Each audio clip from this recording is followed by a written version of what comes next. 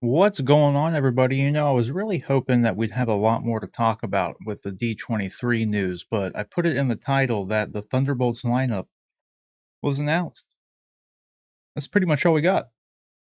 When you really look at things, everything else, and even that is kind of like it's like B-level news when you really look at it. It's not. You remember back at Comic Con not too long ago, like this year's Comic Con, they dropped the whole, not the whole, but the first look at the Phase 6 slate, and there were a lot of empty gaps there, and maybe ignorant of me, but I just assumed we would get at least some of those gaps filled. I mean, all I can say is with the D23 stuff, we'll get into, more of the stuff that actually was announced and maybe what wasn't announced here in a little bit, but I'm just glad that I wasn't someone who spent thousands of dollars booking a trip out there, booking the hotels, dedicating time, flight time, etc., to just see what we saw. I mean, granted, there was more stuff there for people who were just there, which is great. I'm hoping that everybody who did go there had a good time and there was a lot of stuff that they actually enjoyed. But man, the stuff that they live streamed to us folk who weren't there just left me just asking, like, who is this event for? Because everything they showed, like, especially with the live streams, like, oh my god, the Marvel Disney game showcase thing was the biggest. It was the biggest joke in the world. They just, like, showed a bunch of trailers for a bunch of goddamn mobile games. Who cares? Who cares?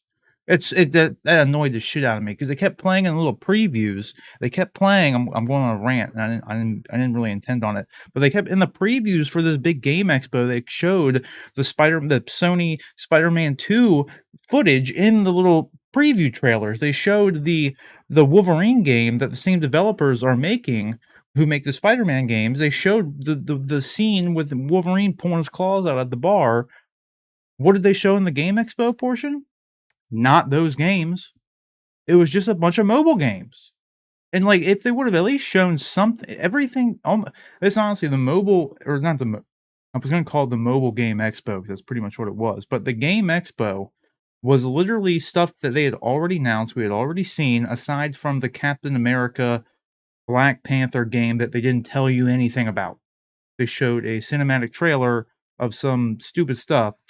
I know it was some stupid stuff, but they showed a cinematic trailer of stuff that it wasn't coherent, right? The game could be anything. The game could be an RTS. You have no idea. They just showed a cinematic trailer with some cool footage. So it was just it's kind of disappointing. Nevertheless, before I just go on a tangent, and this is just a one-man stream, I do have to say, I do have John Knight here with me. John, how you doing today, John? I'm good. I'm actually not as hey, I'm doing better than you, it sounds like. I wasn't quite as I don't know what the right word. I wasn't it wasn't quite as lackluster as but I also wasn't expecting I think as much as maybe you were. This thing, I wasn't really. I didn't really. The only thing I had to expect was something equivalent to what they've done at D23 in the past, right? So, like, they set the precedent for what D23 is and what D23 can be.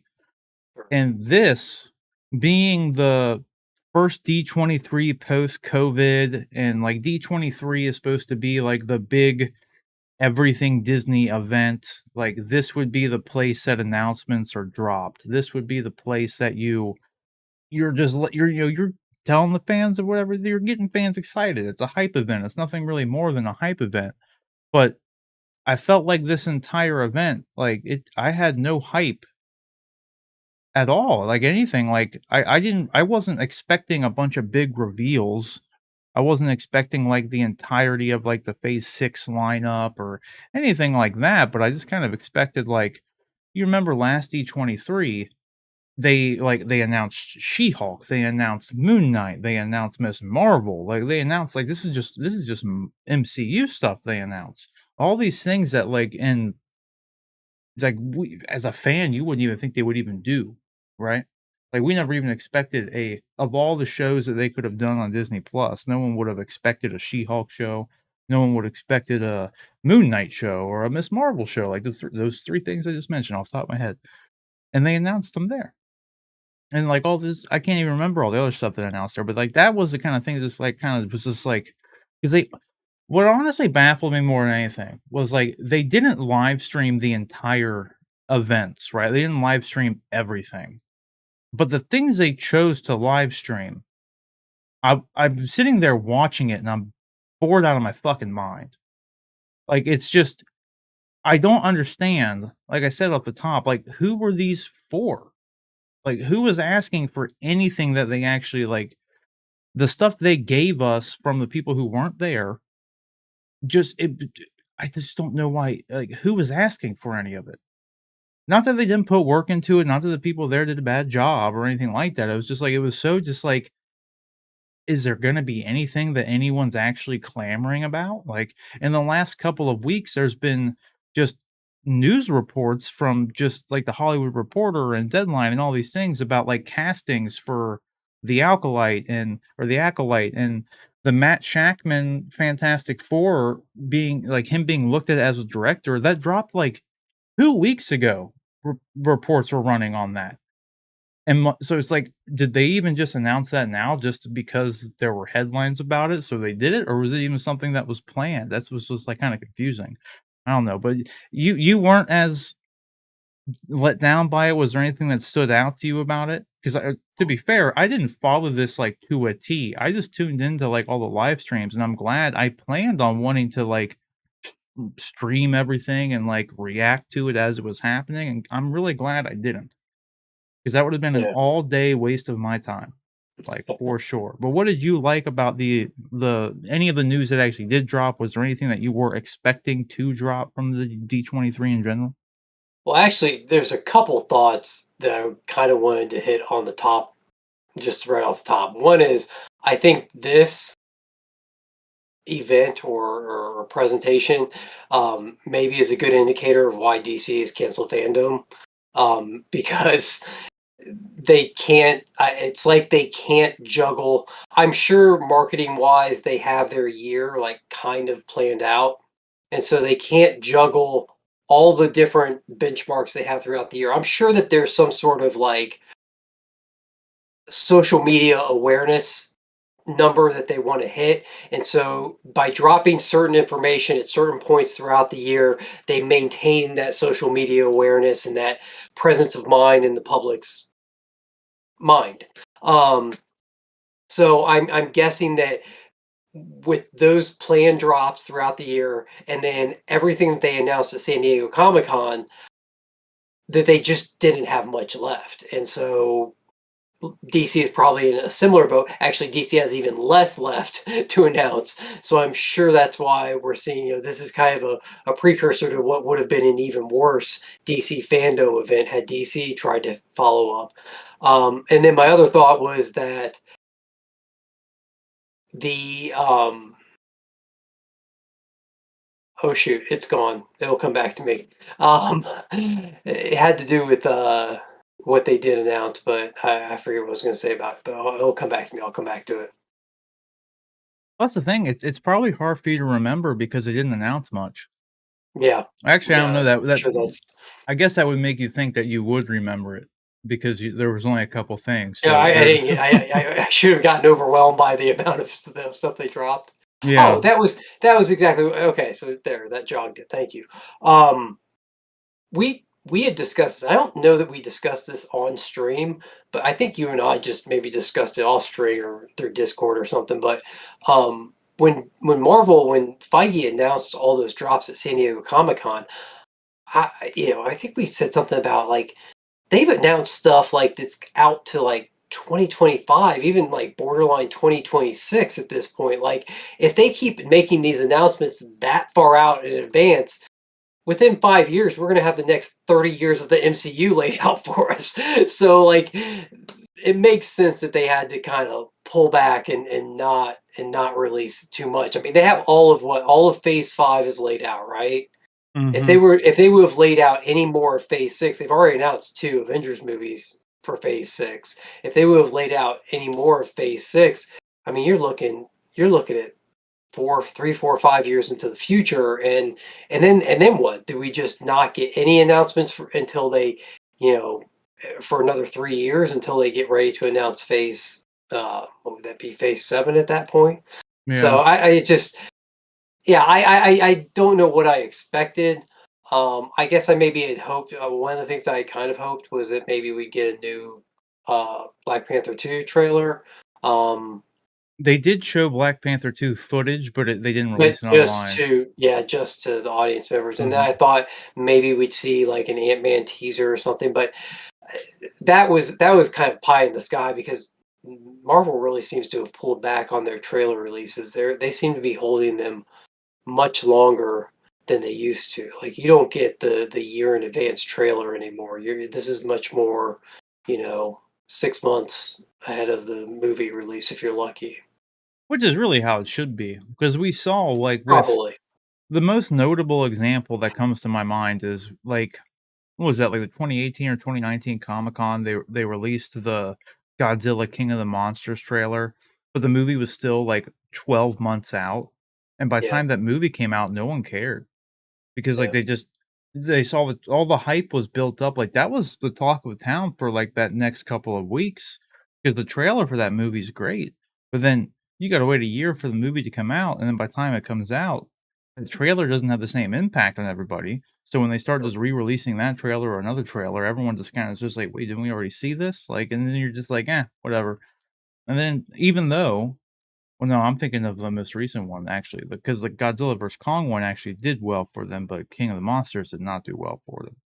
Nevertheless, we did talk about that though, and like about this them not releasing like a bunch of stuff, and I think honestly, I just was kind of under the impression too that based on the precedent they set with everything that happened at the previous D23s and all the announcements they dropped, and you couple that with the stuff that they did announce at Comic-Con, but because in my mind, because D23 was so close to Comic-Con, I figured they weren't gonna really make any announcements at Comic-Con because they have D23 coming up.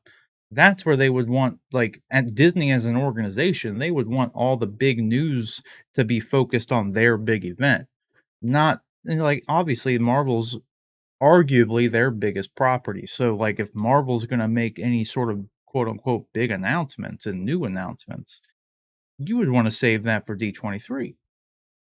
I And don't I since don't I don't know that I agree with that. I think that they wanted to win Comic-Con, and they won Comic-Con. Like, I think that they want on the biggest stage in front of the hardcore audience, they wanna come out looking the best, and I think so they would hold their biggest announcements for that type of event, because at D23, you're lack of a better way to put it, you're preaching to the choir. I mean, if you're that hardcore into Disney that you're attending a DC Disney a DC no a Disney convention specifically, then maybe you're looking for more of the special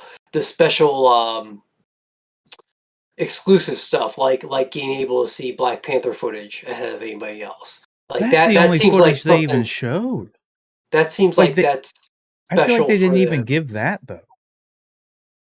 Like, yeah, from I everything that dropped, like, the only thing that was seemed like it was special there was 2 things that stood out to me, and granted, like I said, I didn't watch every little bit of thing, and I wasn't there, but I saw that during the Spider-Man panel, they gave out, like, 2 exclusive comic book covers each to everyone who was at that panel specifically, and then everyone who was in the panel for the Marvel one got special Black Panther footage.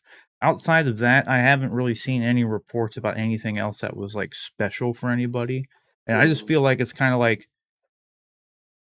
I get what you're saying, but then it's like, but at do you make all these announcements for Comic-Con at the expense of your own convention? Because if they would have had more stuff to announce, then I would 100% agree. Like, if they filled out even 2 or 3 more slots in that empty Phase 6 slot, then that I don't think anybody really be complaining all that much. Like, I don't know, maybe it's just me that's complaining. I just thought it was like, I thought if I'm just sitting here as someone who didn't even have to spend money and didn't waste my time streaming the event, and I'm still kind of like, "That's all we got?" Like We got no new Star Wars news. Everything from Star Wars was a Mandalorian trailer that leaked at Comic-Con. You could watch it online for the last 2 or 3 months. Was it as high quality footage? No, but it's the exact same trailer. On top of that, they didn't even release the Ahsoka footage that has also leaked online since Comic-Con. Why didn't you do that? It's like it's already out there in shit quality. Why didn't you just release it in high quality for people to actually enjoy it? And the only two things that like you had all these headlines about casting news about the Alkalite or the Acolyte. I don't know why I keep saying Alkalite. The Acolyte in the last like just this past week, there were like at least one or two reports about casting information, and they didn't even talk about it there. It's Yeah, just bizarre. was the casting, I see, like, and this is where, like, I'm not, anytime I hear about leaks and spoilers and stuff, I know you tend to dive into that stuff. I tend to kind of, I'm more spoiler averse, so I tend to not follow up on it if I even catch a glimpse or a sniff of something. I wait for like the official announcements just because, again, I'm a little spoiler averse.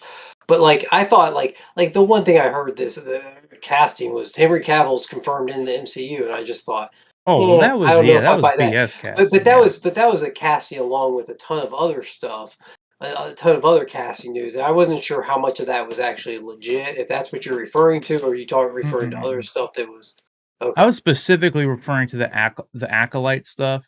Anything Okay. else, like Henry Cavill being showing up and being there, and like all these casting announcements for like the Fantastic Four and all that stuff. Yeah. None of that has come from an official source. Okay. The acolyte stuff was in like the Hollywood Reporter and Deadline, and it was them saying their trusted and reliable sources can confirm that X person has signed on to be in there. Any Okay. of that stuff that you're talking about specifically, nobody should listen to that. Yeah, I Nobody. didn't think so. Yeah, nobody. Would it be cool? Sure, but it's those are the kind of things where it's like it's the spaghetti on the wall. They're Mhm. just gonna like it's all these sites that they just like not that the sites don't actually publish legitimate information at any point in time. I'm sure they do. But then they also do these clickbaity things like everyone else, well, not everyone else, but the majority of people who are not a reliable source, they'll just do a spaghetti on the wall thing like our sources say blah blah blah, but then you look into it and their quote unquote source is a random Reddit thread or someone who is just a non-reputable site saying that they have a unnamed source. So it's like, how can anybody verify this? That's always what Wait, those are from. wait a minute. Are you saying that I shouldn't report that my sources have said that Marvel came to an agreement with the estate of Stan Lee to bring him back and do CGI cameos in the rest of the Marvel movies? I shouldn't report that from my sources? You shouldn't, but that I actually, funnily enough, I know that's been reported on already. Oh, has it? Oh, no. Yeah, I swear to I'm late God. to break that? Oh, Yeah, I heard that I'm very gonna have to similar talk. thing. I'm gonna have to talk to my sources. Yeah. No, that's actually They're been getting one of those spaghetti on the wall things out there they're that getting has come because up. eventually something sticks, right? And then you Yeah, can say, exactly. "Aha, I was right." And even if they're just, like, slightly off, it's just like if Henry Cavill ever shows up in the MCU, they got him. Like, they got the scoop in some capacity. Whether or not it has to be the right casting call or not, you never really know, but you at least get something. That's kind of the blessing and the curse of the spaghetti on the wall, man. Yeah. But, yeah, in the end, Okay. since I wasn't there and I didn't have to spend thousands of dollars, I don't really care. Like, it didn't bother me that there wasn't anything. Honestly, the only thing that, like, mainly actually, like, bothered me was what I was mentioning off the top with that the the Game Expo thing, like, the panel or presentation they had for the gaming, the Disney Marvel gaming thing. As someone who plays video games and someone who has a very adverse dislike for mobile games because they're so predatory on like kids in particular, but it's just Sure. pay to win loot box bullshit. Every single game they presented, minus two, were just mobile games. And Mhm. it's like, dude, Who is this for? You're gonna hype up a game presentation when you're literally showing like quote unquote AAA good games in your trailer for it in the Spider-Man and Wolverine games, even though it's coming from the same developer, funny thought, but nevertheless, how are you gonna even you're like showing that as part of a teaser for your expo, for your presentation. And when that presentation happens, you don't even have the balls to just replay the same trailer that's already been released just to showcase something. You just Yeah, don't say a goddamn thing about it. I think yeah, that's ridiculous. I did not. So this is another. I think I'll say this: I didn't pay attention to any of the game stuff. I got on today and looked up and looked at what they had announced or lack of announcements from it. But I didn't watch the like hype trailer for it or anything. Um, and so I think maybe like your expectations were higher than mine for the just in general for this whole for all of D23. Dude, there were I no really did. expectations. No Okay, expectations. I need to be clear. They set this precedent on themselves. And but I sat there and actually tuned into the Game Expo thing because I wanted to see Spider-Man stuff and I yeah, wanted to see the Wolverine stuff because yeah, they were advertising the Spider-Man and Wolverine stuff. And I shit you not, at the end of their presentation, they play a sizzle reel that shows footage from the Spider-Man game and shows footage from the Wolverine game, and they didn't talk about it during the entire event. yeah. So like they have the audacity to tease the stuff, hype up the event, showcase footage from those games, but then when the time comes, they don't mention it. The thing ends, and they play another sizzle reel that showcases that footage once again. Well, That's ridiculous. I was gonna say, as someone who didn't see any of that, didn't see any of the stuff leading up to it, didn't watch it. I got on just to see what had come out of it. Either late last night or early this morning, I can't remember when I looked it up, and I was just like, "Wait a minute!" They announced a Captain America Black Panther game that they don't even have a title for, let alone footage N- from. yeah, That game's no not coming out. title. That game's Yeah, not coming out till 2026. Are you kidding me? Like that game's 4 years away. I dude. bet Speaking of at which, best. yeah, at best for a game, especially because we have Yeah. no idea how long it's been in development. It's the first news we've gotten out of it. Like, who the hell knows? But they did Why the would same thing with like Secret Invasion and oh, dude, oh my god, they re-announced Armor Wars. Yes, I saw that. It's That drove already me. been announced. Like, are I you kidding me, dude? I saw that on a website today. They were Oh my like, god.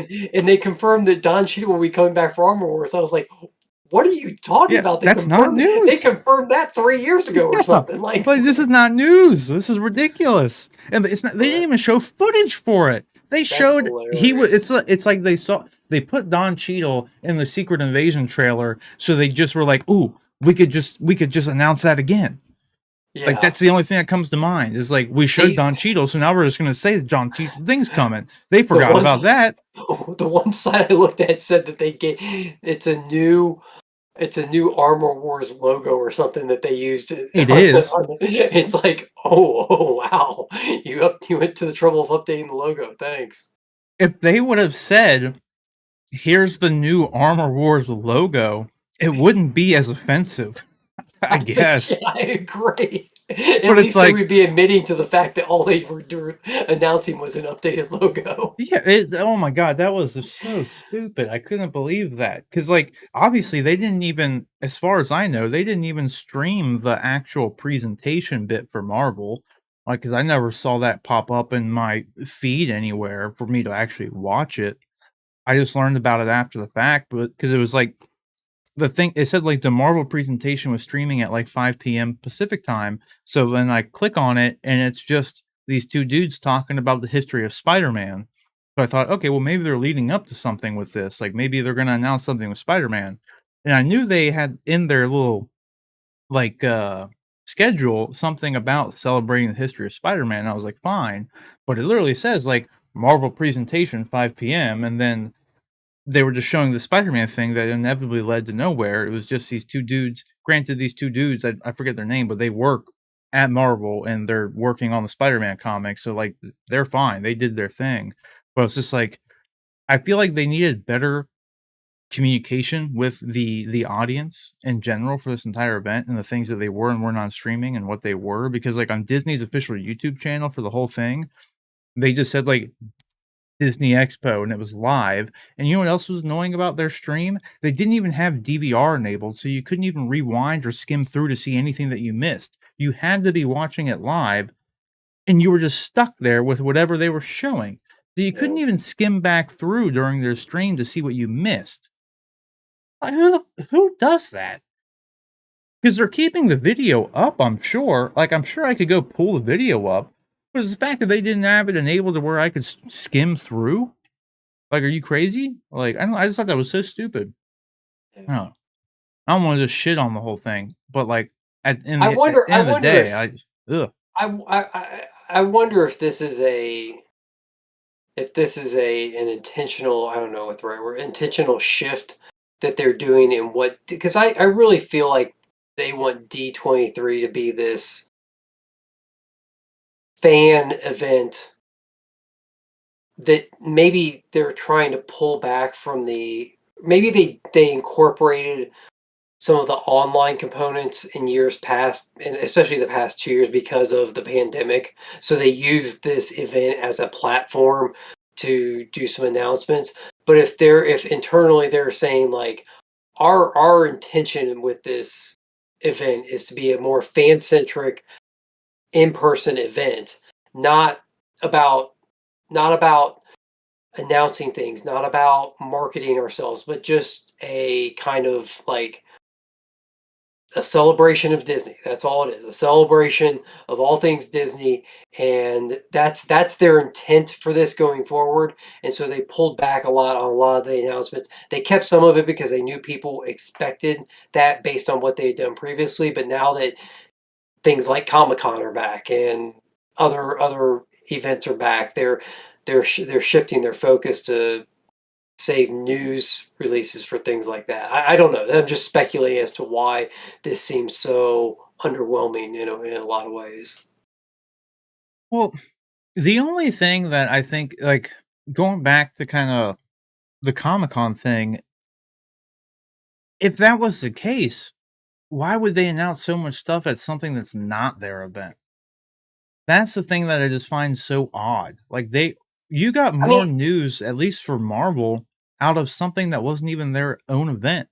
but historically, that's where these information, I'm trying to think of the right word. These releases, these news stories, have happened. They've happened at comic book convention. They've happened at San Diego Comic Con. They've happened at oh, what's the other big one that they do out?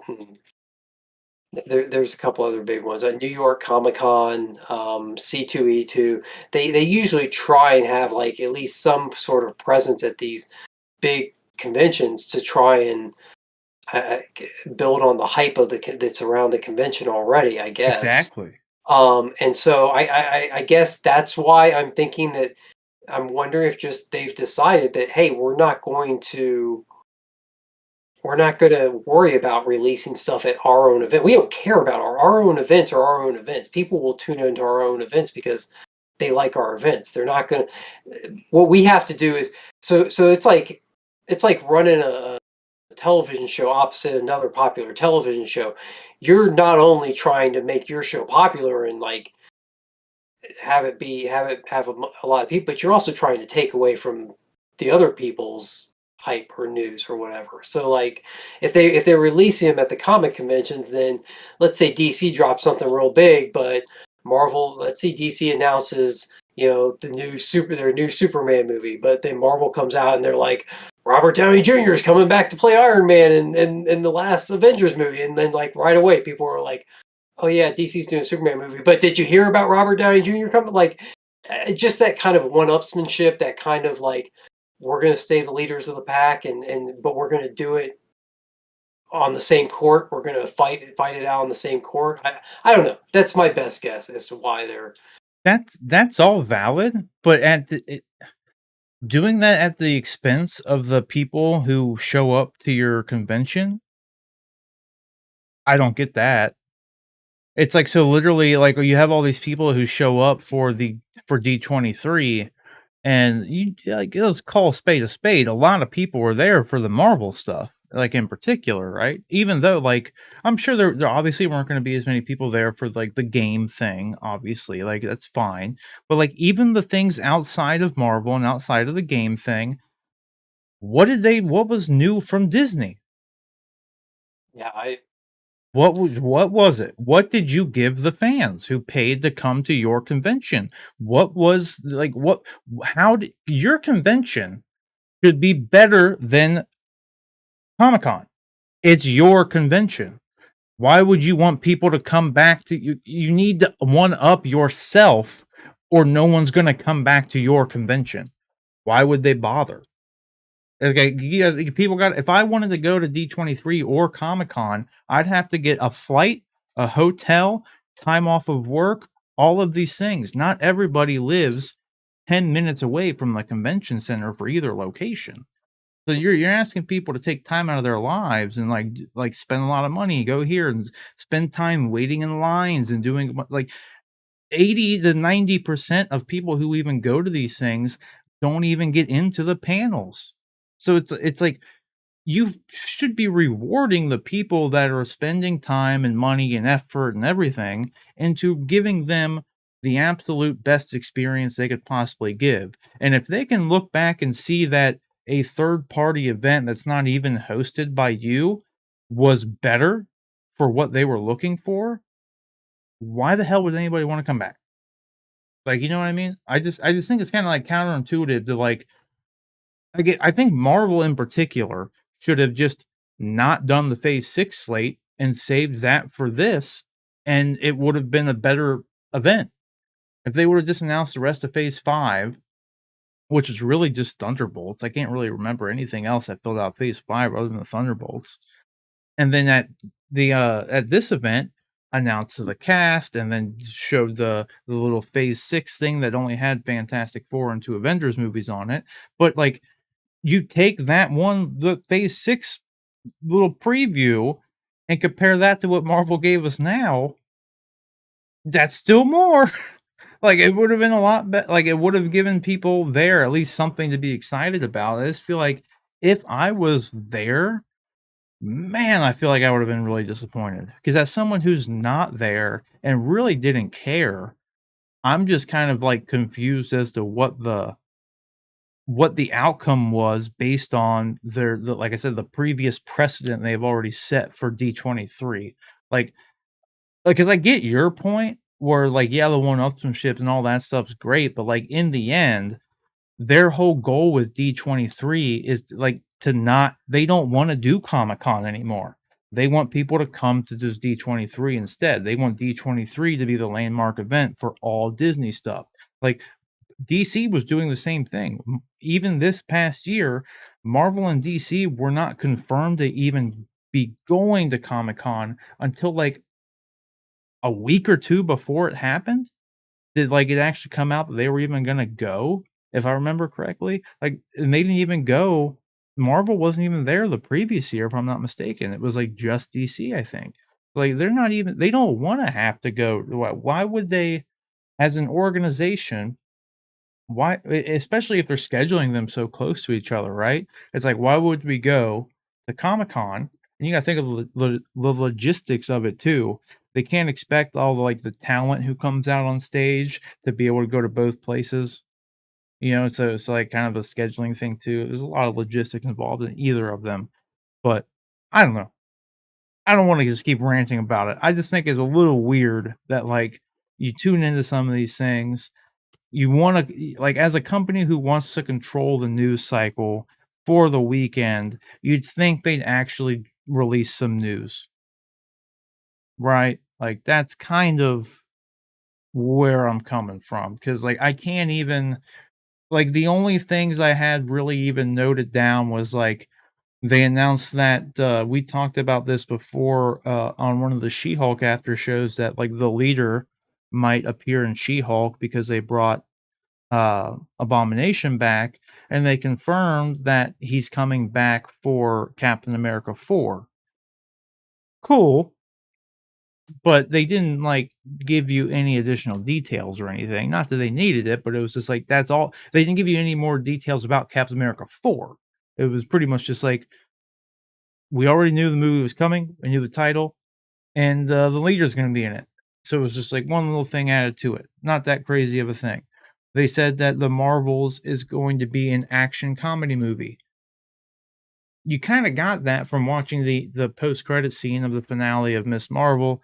That's not really news. Like, that's just kind of like, I don't know, kind of expected, really. Matt Shackman being the confirmed director for Fantastic Four, that was in the news cycle a week or 2 leading up to this event. The trailer for Werewolf by Night, the trailer for Secret Invasion, the re-announcement of Armor Wars. That might be the most ridiculous thing that happened the entire time, if I'm being honest. Like, when I saw that, like, sites are reporting that, I was like, "Dude, what? Am I looking at news from, like, the 2021? Like, what is happening right now?" And then the Games Expo thing was just the Mobile Game City. It was so annoying. I don't know. I thought it was very disappointing event. I just hope that, like I said at the very beginning, I hope that anybody who actually paid money and spent time to go had a fucking great time, and, like, they actually got, like, they enjoyed it. They feel like they got their money's worth, because as someone who didn't have to pay anything, from the outside looking in, it seems like a joke of an event.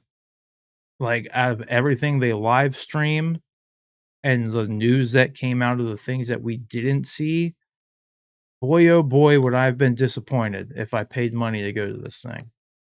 And I'm not Yeah. even saying that as someone who really gives a shit whether it's good or not.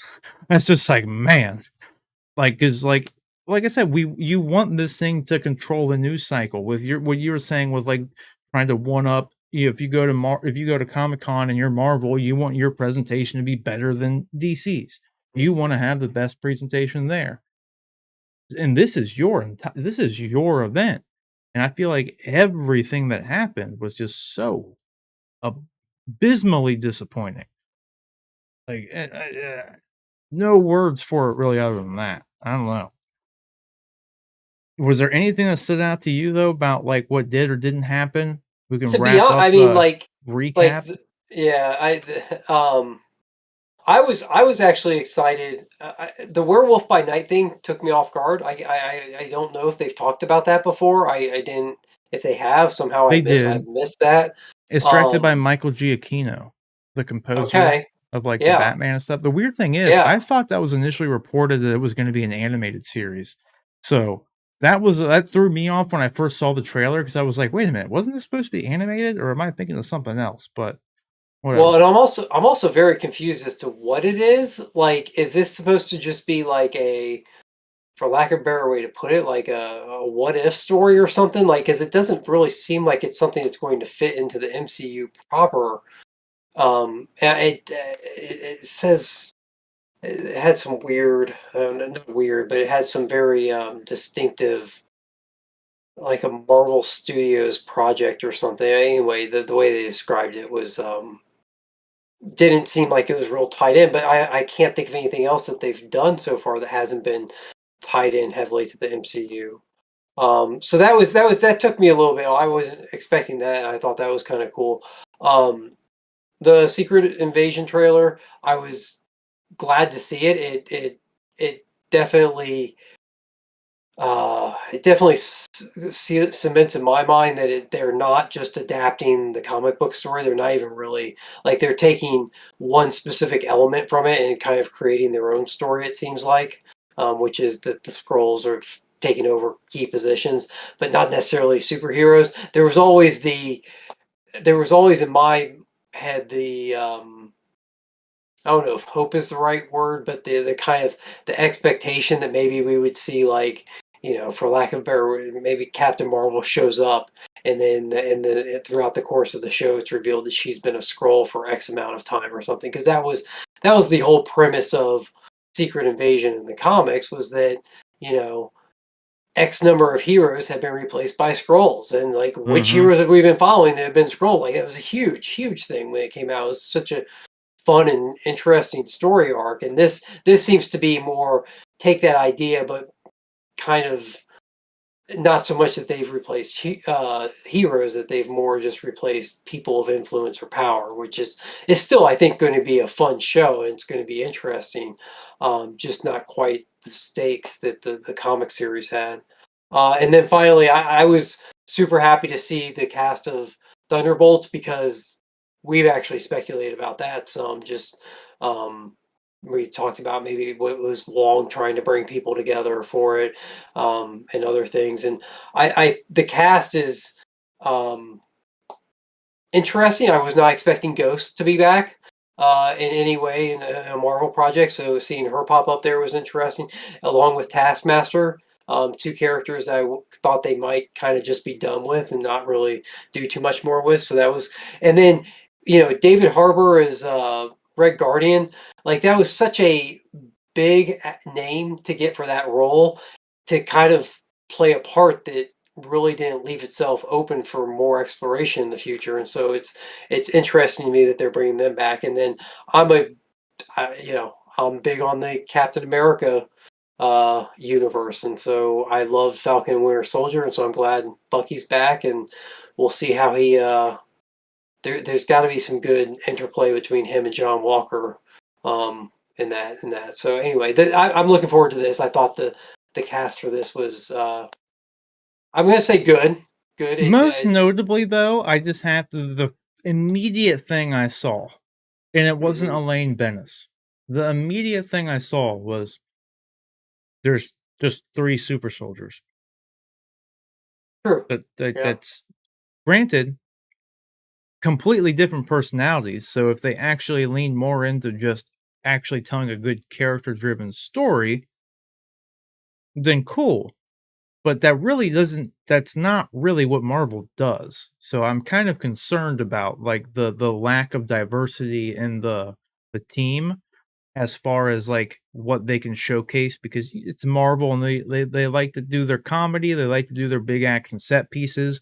You don't really get a hard-hitting character drama or, like, interplay with character dynamics, it's not the Batman, you know what I mean? It's they're good movies, I love Yeah. them, but, like, they're very similar characters was the first thing that stood out to me. On the surface, similar characters. As individual people, they're very different, which could be very interesting. I was very confused as to why we didn't have, like, a Baron Zemo here, though. Like, that's the other thing that really stood out to me Yeah. That's 'cause a glaring omission from this group. yeah, because I pretty much speculated everybody could have been in this other than Ghost. I would have never thought they would bring back, honestly. But at some point in time, everyone else was on the table for this team. I didn't really expect David Harbour to be there as Red Guardian because they already had Bucky and Secret Agent, or US Agent, so I thought it Yeah. would just be kinda counterintuitive to have another super soldier, but again, personality wise, if they lean into that, that should be really fun. And then with Yelena being there, that was kind of another reason I didn't expect him to be there because you already have Elena from that quote unquote same, side pocket universe, if you will. But the fact that they are there and they could also tie in the father daughter dynamic to that relationship, if they focus on that stuff, could be really fun. But I don't know. The glaring omission, obviously, other than Zemo, would be I don't see a big red guy. Like, what are they gonna have a Red Hulk in this? Because I feel like without Venom So and without Red Hulk, it's pretty I s- much just Marvel's answer to Suicide Squad. Well, that's what I was wondering if it's just their version of Suicide Squad. Yeah, I saw some of that. I saw some Twitter chatter about lack of Red Hulk, and I get it. It's Red Hulk is kind of a staple of the team on the comics. he is. Um, but just like we got done talking about with Secret Invasion, like they have they've begun diverging quite a bit from like straight adaptations, and who knows, maybe there'll be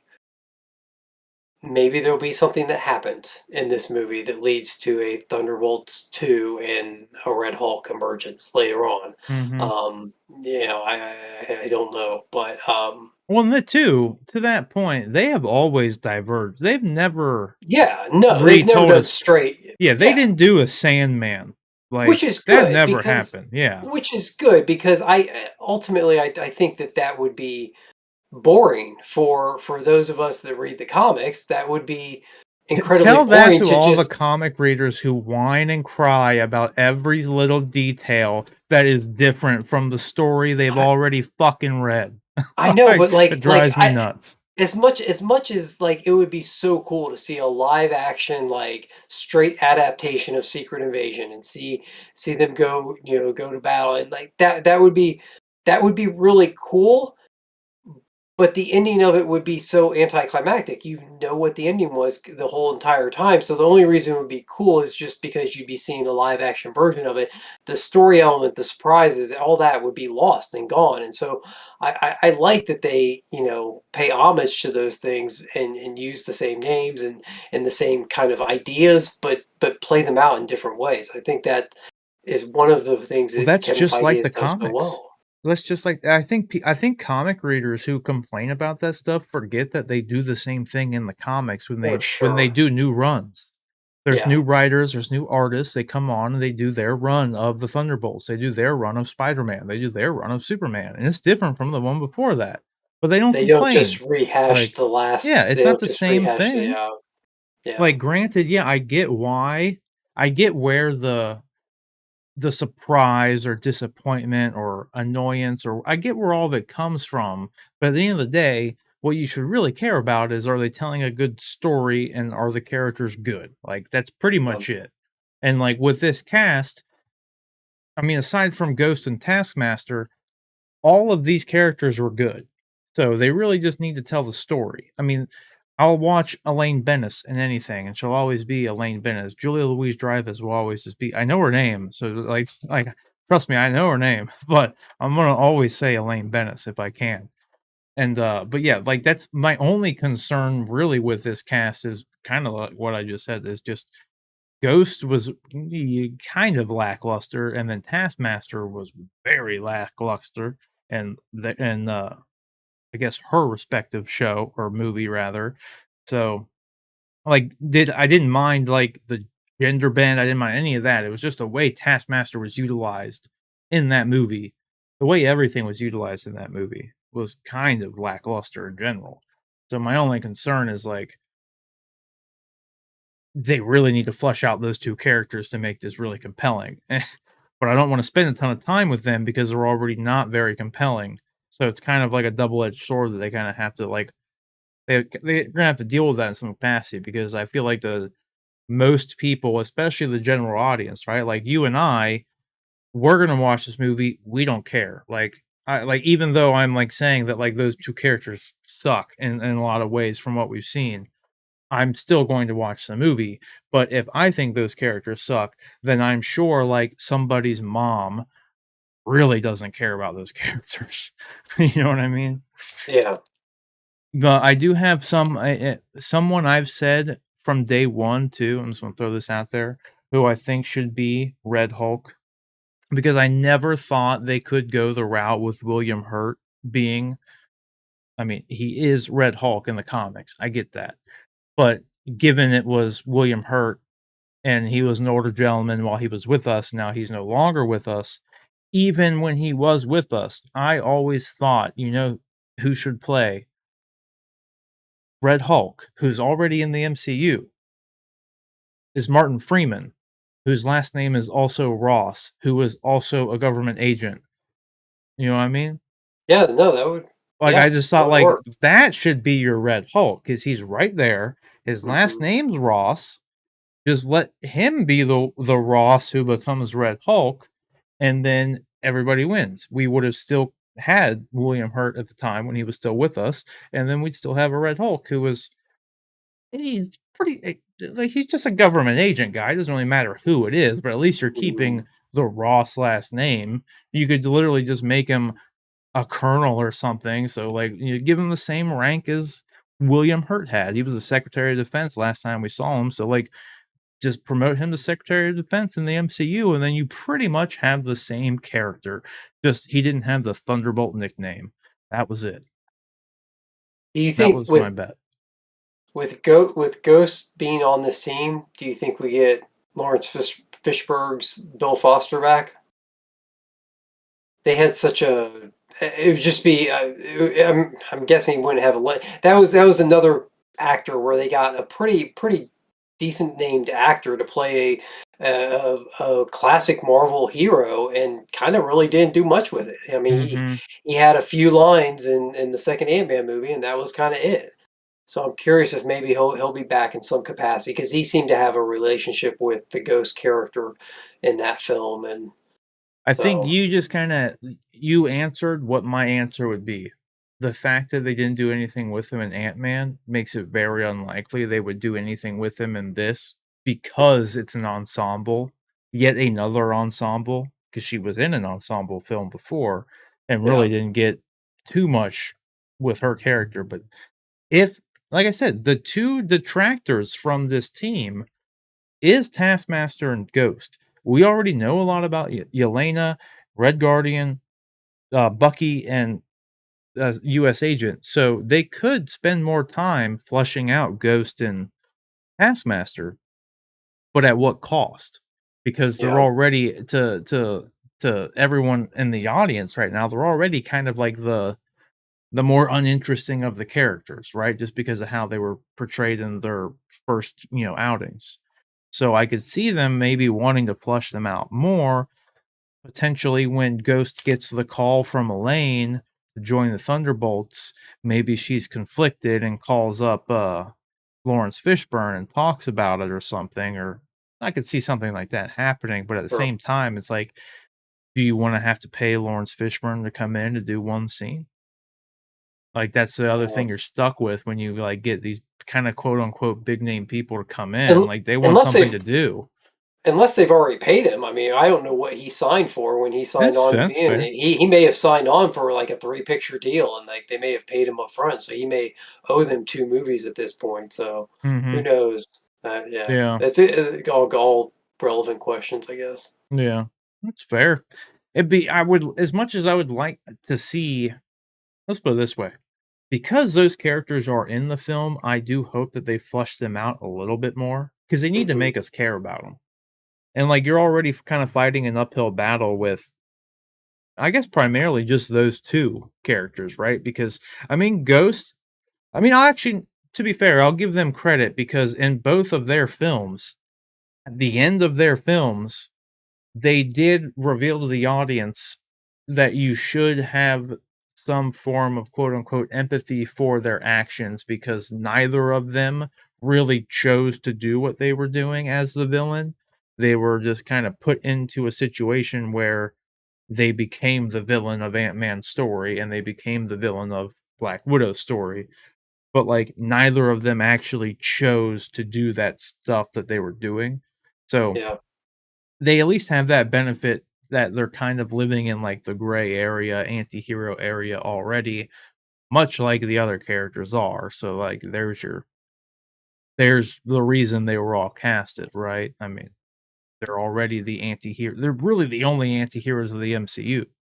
At this yeah. point in time, there's nobody else they could even cast in the Thunderbolts besides Abomination, and which was what I said before, if you're not gonna do Red Hulk, then Abomination should be your fill-in for Thunderbolts to be your big bruiser character at that point, which I'm sure is still going to happen. I wonder if they're gonna do, I will note, if you remember, just since I have this up, there are 7 people here. Emil yeah, Blonsky said he had his 7 soulmates. sure, So the initial theory of his 7 soulmates being the Thunderbolts is still valid despite what we saw in She-Hulk where it was just 7 chicks. yeah. Still valid. There's 7 people here right now.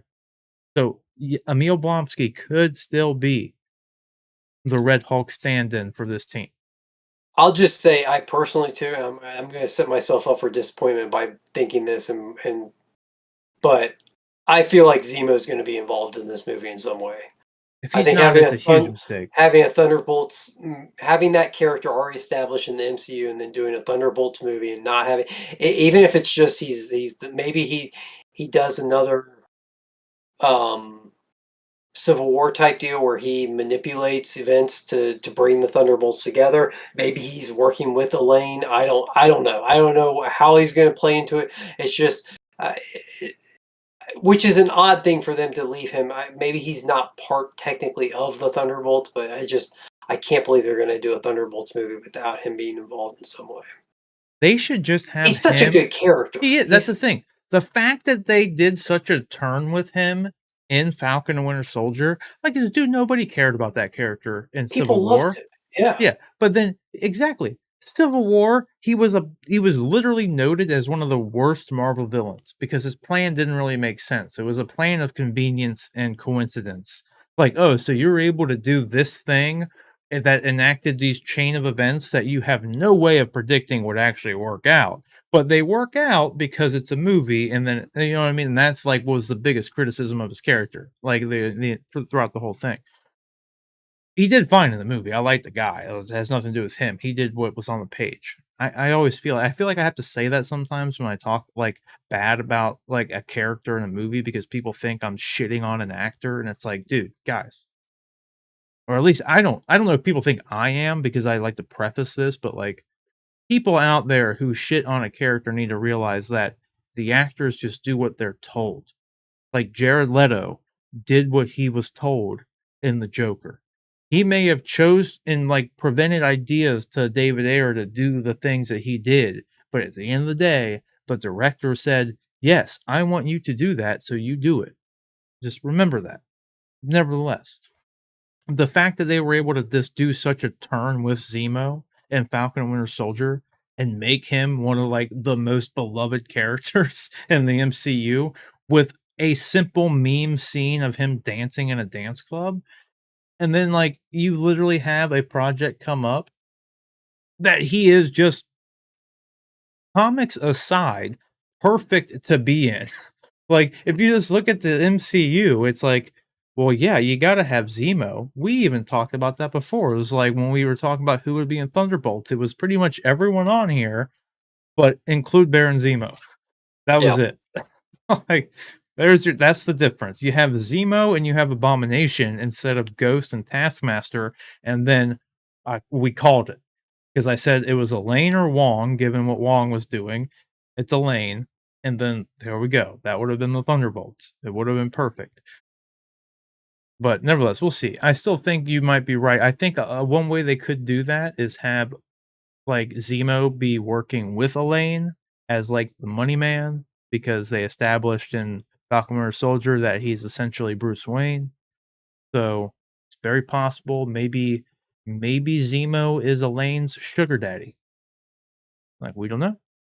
Yeah. I would like to see it. I'd be down with that. Like as long as we get Zemo back, which again, nobody would be saying that had his run in Falcon and Winter Soldier not happened.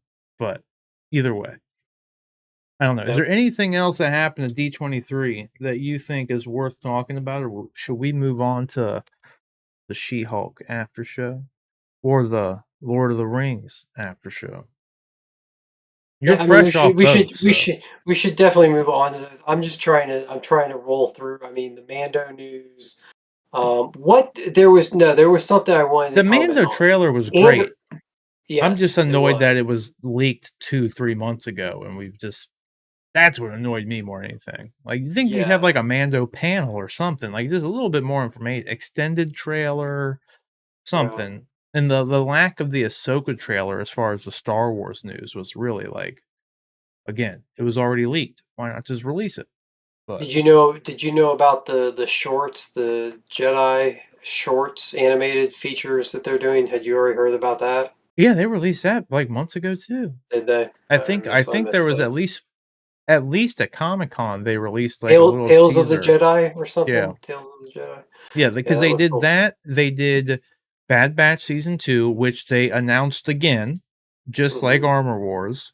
Like, I'm literally think someone came on stage and said, "Well, we're gonna do the Bad Batch 2." Already knew that.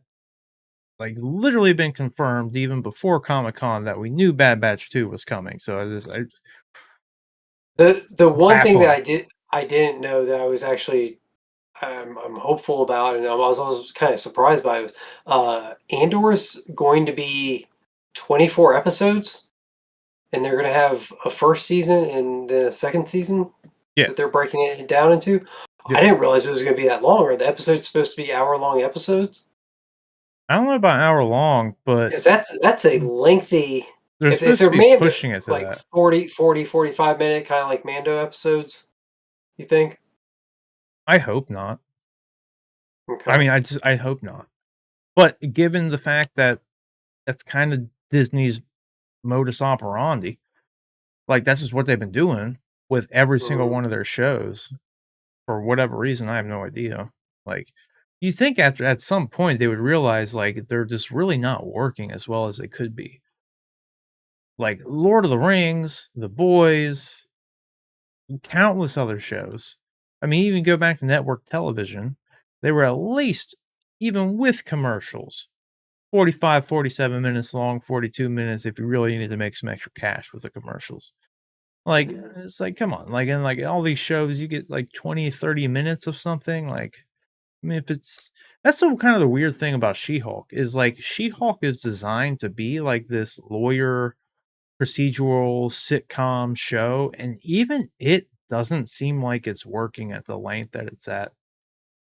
But, yeah, I hope Andor from ev they haven't confirmed the run times, but from everything that they've talked about, it seems like they're going to be pushing the hour-long marker more so than not, because 'cause they're doing, like, the well, at least with season 1, every 3 episodes covers a year leading up to the events of Rogue One, and then that final year is all of season 2. So, there's 12 episodes in season 1, so you have 3 episodes, so 4. I actually think I remember someone saying that you essentially from the actual people who made the show, saying that you pretty much get these, like, 2 to 3 hour movies for every 3 episodes, which cover an entire year, so you get, like, these, 4 hour 4 well, 2 to 3 hour movies for season 1, and then the final season is all of the last year leading up to Rogue One, and it just ends right at the beginning of Rogue One in some capacity. But they didn't say anything about how long those episodes would be. But they Oh, did say it was, like, each 3 episodes for season 1 were, like, their own self-contained movies. So, I would expect that to be 2 to 3 hours long. okay. But that could also be 90 minutes. That could be 3 30-minute episodes, to your point, because a lot of movies are 90 minutes long. Okay. Hope not, though. I'd Yeah. like a little bit more, especially because of how good Andor looks. Even though it's a story that, like, for the most part, we know, I mean, not even for the most part, we know exactly where it goes. I still really wanna see what they're doing with Andor because that just all the trailers look phenomenal, and they actually went on location for that show, they didn't just shoot in the volume the whole time, like, and dude, that's coming up here at the end of the month. Yep. We'll be adding that on to the after show list, as if there's Pretty not soon we're enough already. Yeah, pretty soon we're gonna have, like, 3 after shows throughout the week because We we're not already gonna be able to do. fit it all. Yeah. I mean, we Well, no, just I'm saying we're gonna have 3 3 different different, yeah. Yeah. streams going because we're not gonna be able to fit them all into just the 2. Well, I mean, I gotta say, the only one as of right now that I really care about is House of the Dragon. That's the only one. Yeah. Like, even though I say that as we're about to get into a She-Hulk and Lord of the Rings, but I mean, I like them both, but, like, if I had to choose out of the 3 shows which one I have to watch and I can't, if you're doing, like, Mary Fuck Kill, all 3 go to House of the Dragon other than Kill, I guess. So just you can kill the other 2, and I'll just do the rest with House of the Dragon, then I'll be good. Like, Yeah. nevertheless, that show's just phenomenal. Well, I think that's a good segue into, It is a good segue. Which one do you wanna do first? Which one you let's do since we're talking Disney, let's do She-Hulk, I guess, first, and Okay. then Yeah, we'll cap that it makes off with sense. Lord of the Rings. So what That you're ma more fresh off of it than me. I watched it the day it came out. Funnily enough, funny story. It's not a very funny story. It was just I was so busy throughout the week this week that, I didn't even realize Thursday had come. So when I woke up, I just have a 9 to 5. So I woke up, I started just doing my job, and then, 2, 3 hours go by, gotta get up pretty early, around, like, 6 AM to do my thing, and then it was, like, 8, 9 AM, and I was like, "Oh, wow, it's Thursday. There's a She-Hulk episode. Wow." So then I watched it, like, later in the day when I had time, and, I thought it was a good episode. I didn't think it was bad. I saw a lot of people complaining, still complaining, I guess we should say. I don't know what all the hate is for the show, honestly. I think the show's fine. Is it the best peak premiere television? No, but it's also not calling for that either. Like, it's I feel like I don't know what it is. I feel like people are expecting this show to be something that it's not. It's like, I don't know what it is they're expecting because I feel like they advertised it to be exactly what it's kinda turning into. Yeah. The only argument I would have to kind of for those people and also simultaneously, I guess, not with anybody complaining about it is, like, I don't think it's leaning as much into that stuff as it could. Like, Oh, my sure. my my argument with anything that like, any negative detractor I would have with the She-Hulk show is, like, A, the length, because that impacts it no matter what, but just they're not I feel like some of the jokes just don't land, and I don't really know why. Like, it's like because in, like, theory, they're, like, funny when they happen. The setups are funny. I like the fourth wall breaking, but I feel like it's something that, like, they're just not doing enough. So it's a maybe that's what's affecting how it lands with me. Like, I don't know, I really don't know what it is. What did you think about it after being, like, kinda more fresh off it than I am? Yeah, I liked it. I've liked the entire series, though. I've liked it quite a bit. The fourth wall breaking is great. Somebody I was talking to just recently, I was talking to a couple buddies, and one guy the guy was like, "Yeah, I don't get it. I don't like it." I was like, "Well, yeah, but they could overdo it." Like, I think they do it just kind of the right amount. They give little nods to it here and there, and they don't overplay their hand with it. So anyway, I really enjoyed all of it so far. And I'm gonna say something here. If I start to stick my foot too far down my mouth, you can stop me here. That'll be a neat trick. Um, yeah, right. If watching this show is what it's like for women to watch male protagonist shows, then I feel terrible that women have had to suffer through male protagonists. They do not make guys come off very good in this show. I mean, beyond Wong, I can't think of a single male character that's on this show, and I guess Bruce in the first episode. But every other male character has some glaringly awful defect. Like, they were just terrible people. And so Mhm. it's very jarring, and, like, I mean, as a male viewer, maybe you're getting a little peek or insight into what it's been like for females to watch what is, I guess, predominantly been male-dominated, shows for the past ever. But yeah, I was watching it just hoping that one of the guys one somebody a male character was going to show up on this show that wasn't somebody we knew, like that wasn't Wong or wasn't Bruce, and was going to be a likable person. And so far, I have yet to find one. They all, I mean, and they're not even close. It's not even like they're kind of bad. They're just outright douchebags, all of them. Like the guy that she goes on the date with and talks about himself until he starts playing around on his phone and completely ignoring her, and then sticks her with the bill. And then, the next guy's bad, and then the next guy's bad. And even the last guy who Yes, exactly. she walks away with, you think, oh, okay, this is the one, this is the good guy. She finally found the one diamond in the rough or whatever. He turns out to be just kind of as scummy as the Turns out rest. to weirdly only be into 7-foot tall green Green chicks. green women, yeah. That's what Well, I he's mean, into. you As know, you soon don't. as that broke. I don't judge him for that. I mean, everybody has their own weird quirks, but But it's like there's one but person in the universe who is like that. And for I, him to see that he not be her anymore, it's like, what? yeah, yeah. That's what Well, did it for you? She's normal now? that also Oh. begs the question of I'm also curious. Like Jen clearly is not protective of a secret identity in any way, shape, or form.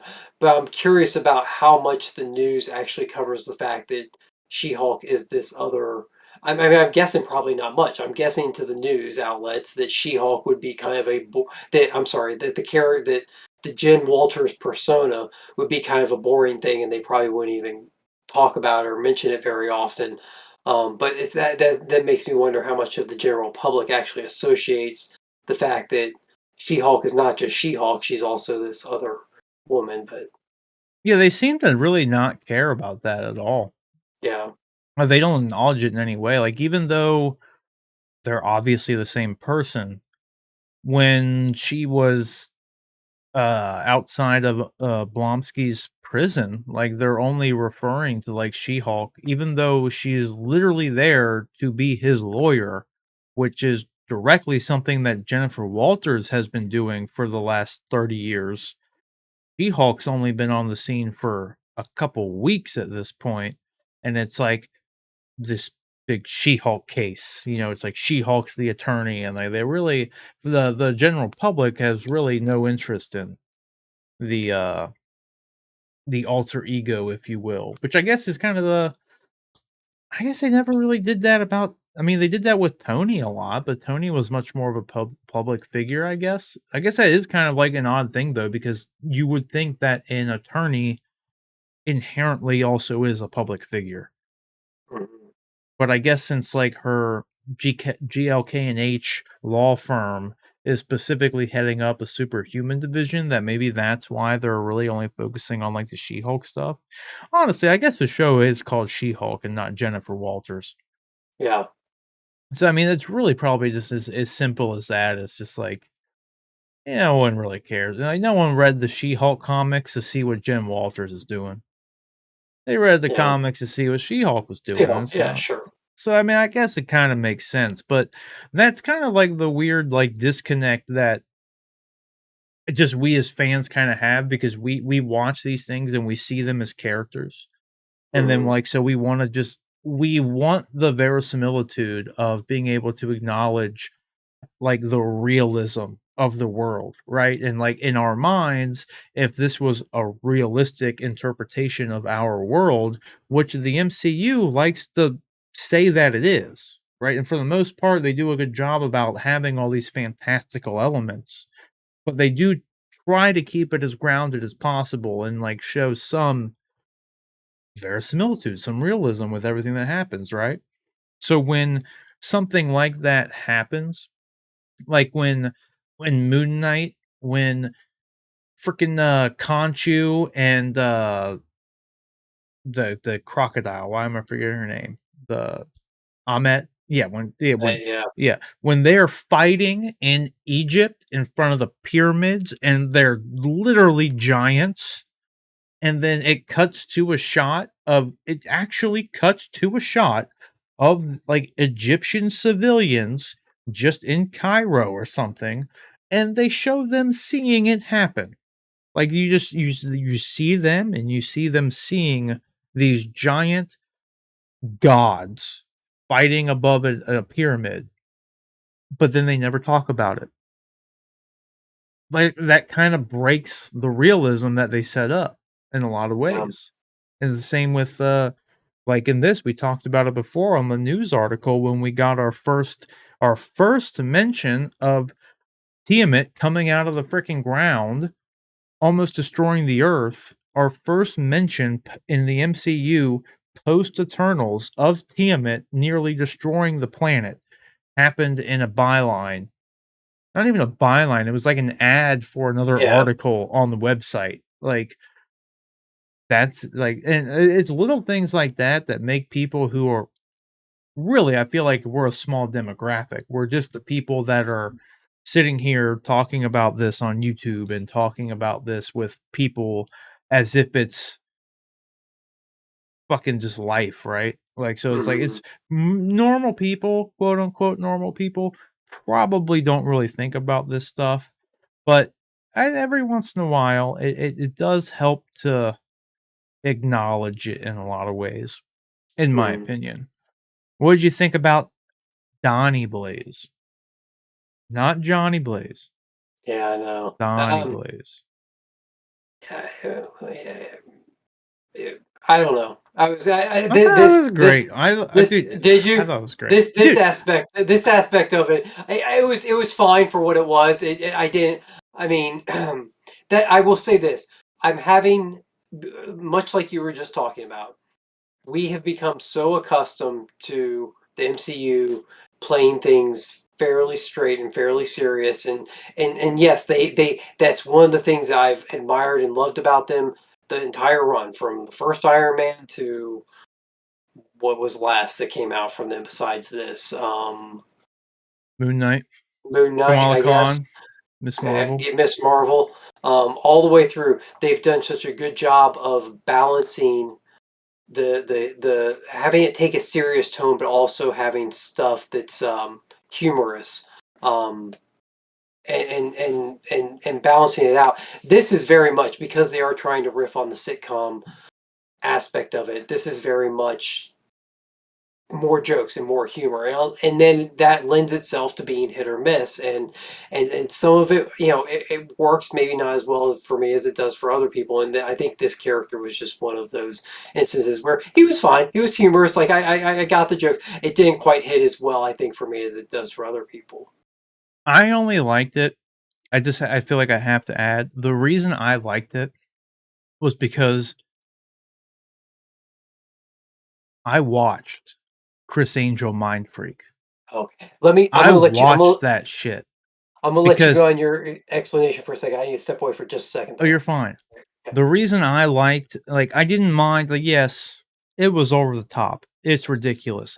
But in this instance, that's the point. That's the whole point of this character is to be absolutely ridiculous.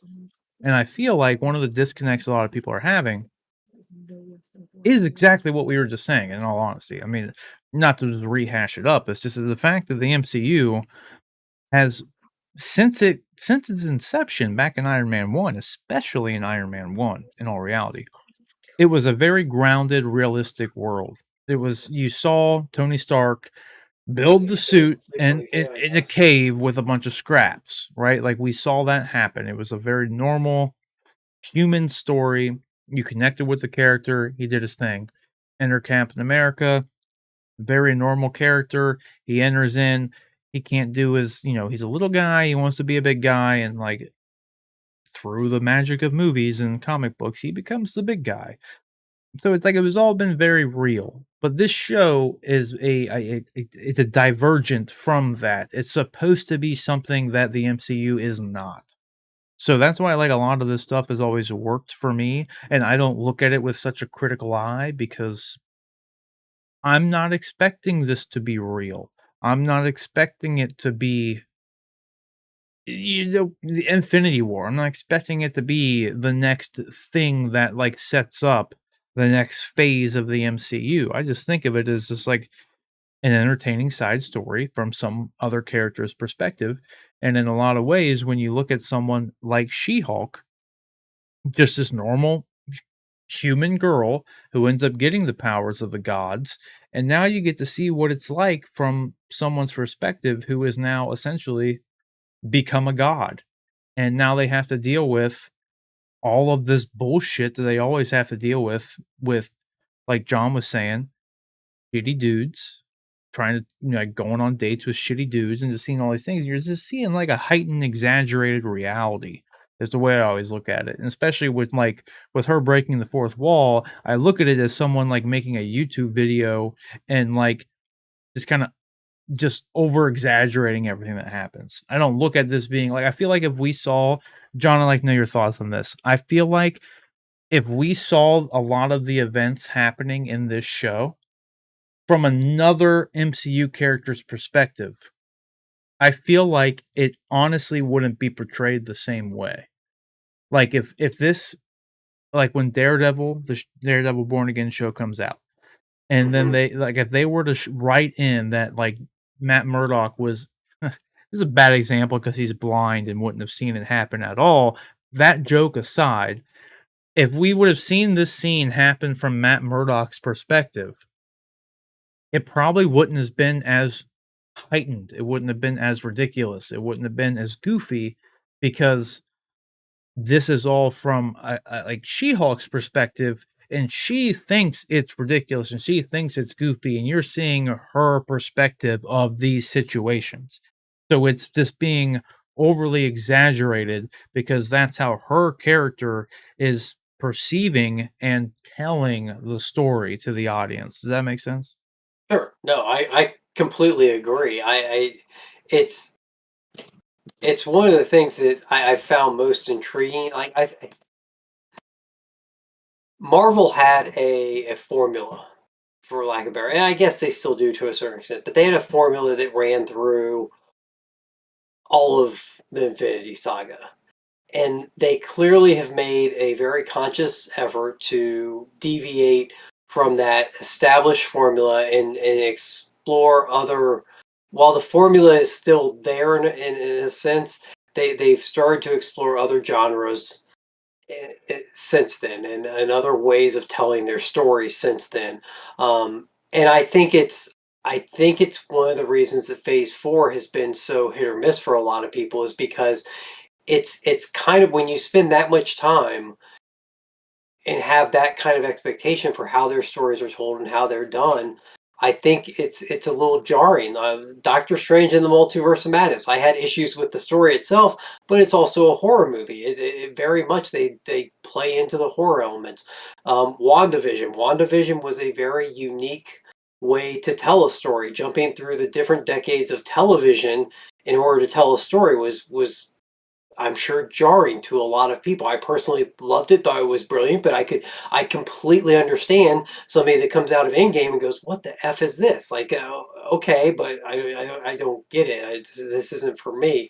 So, and now you've got She-Hulk, which is very clearly a sitcom, and they exaggerate every aspect of the sitcom. I mean, God, you've got the drunk girl who plays a major part in this episode, and she's so over the top in all her scenes, but intentionally so. So it works well if you're okay taking a step out of that structured, reliable reality that the MCU was so immersed in for the Infinity Saga. Dude, you know what's kind of ridiculous with all that though? This person exists in our reality. Oh yeah. They exist. Oh She's yeah. real. They're out there. So the fact that people are like actually like so thrown off about it, and like it honestly just kind of baffles me. I really don't understand. Honestly, all the people to your point at the very beginning of this when we were talking about like all the all the men watching this, seeing how shitty that, those relationships, those parasocial essentially relationships have been perceived from a woman's perspective. Like they're looking at it as like, oh, like they're making men look out to be like these like shitty people. It's so anti-men. It's like, nah, dude, that's real life. Yeah, it's Like, not that it's anti-men, it's just yeah, it's putting it's flipping the script, and it's putting yeah. instead of you seeing they've got, I mean, for decades the annoying stepmother is a trope that's been played out in things. Not all stepmothers are terrible, but in this in much media up until this point they've been portrayed that way. Women have been portrayed a certain way, and then sometimes less than appealing manner, and many times in less than appealing manners in media. So to see that flipped and turned around in a show like this is interesting. But you're right. You have a that's a great point. That it I think the thing that throws people off, like you said, woman exists out there in the world. There are people, there's women out there that are exactly like this Oh, woman, there's dudes like this too. and there are dudes. Yeah, no, sorry, I'm not Oh yeah, there are excluding. I'm just dudes saying just like the dudes that she went on dates with. That's exactly. the point. I But feel like it's lost on people. I think the thing that's jarring about it is they are not, while they exist, they're not commonplace in everybody's lives. For example, myself, and I know I'm not the demographic that would be encountering a woman like this because I don't go out to the bars and the clubs where she would be frequenting. Um, but since I don't meet somebody like this or know somebody like this in my everyday life, when I see her on the show, you have to be kind of in that world to meet these various different people. You have to, and so if you don't have personal experience with it, it comes off almost like a caricature of that type of person rather than the fact that there are actually people out there. And I think that is maybe what's a little, and again, I'm just trying to, I'm trying to put myself in the mindset of people that are having issues with this show and speculate as to why. Um, because I personally don't mind it. Like I found her to be pretty humorous, and this scene in particular at the end I thought was really good between the two of them. Some of it, but like we also talked earlier, some of it didn't work out so well for me. So it, it is what it is. I like some of it. Some of it doesn't hit quite as well as I think it probably or hopefully does for other people. But that's Well, to everything. yeah, to that point too, I think a lot of it is like not even so much that like it's unrelatable in people's real life.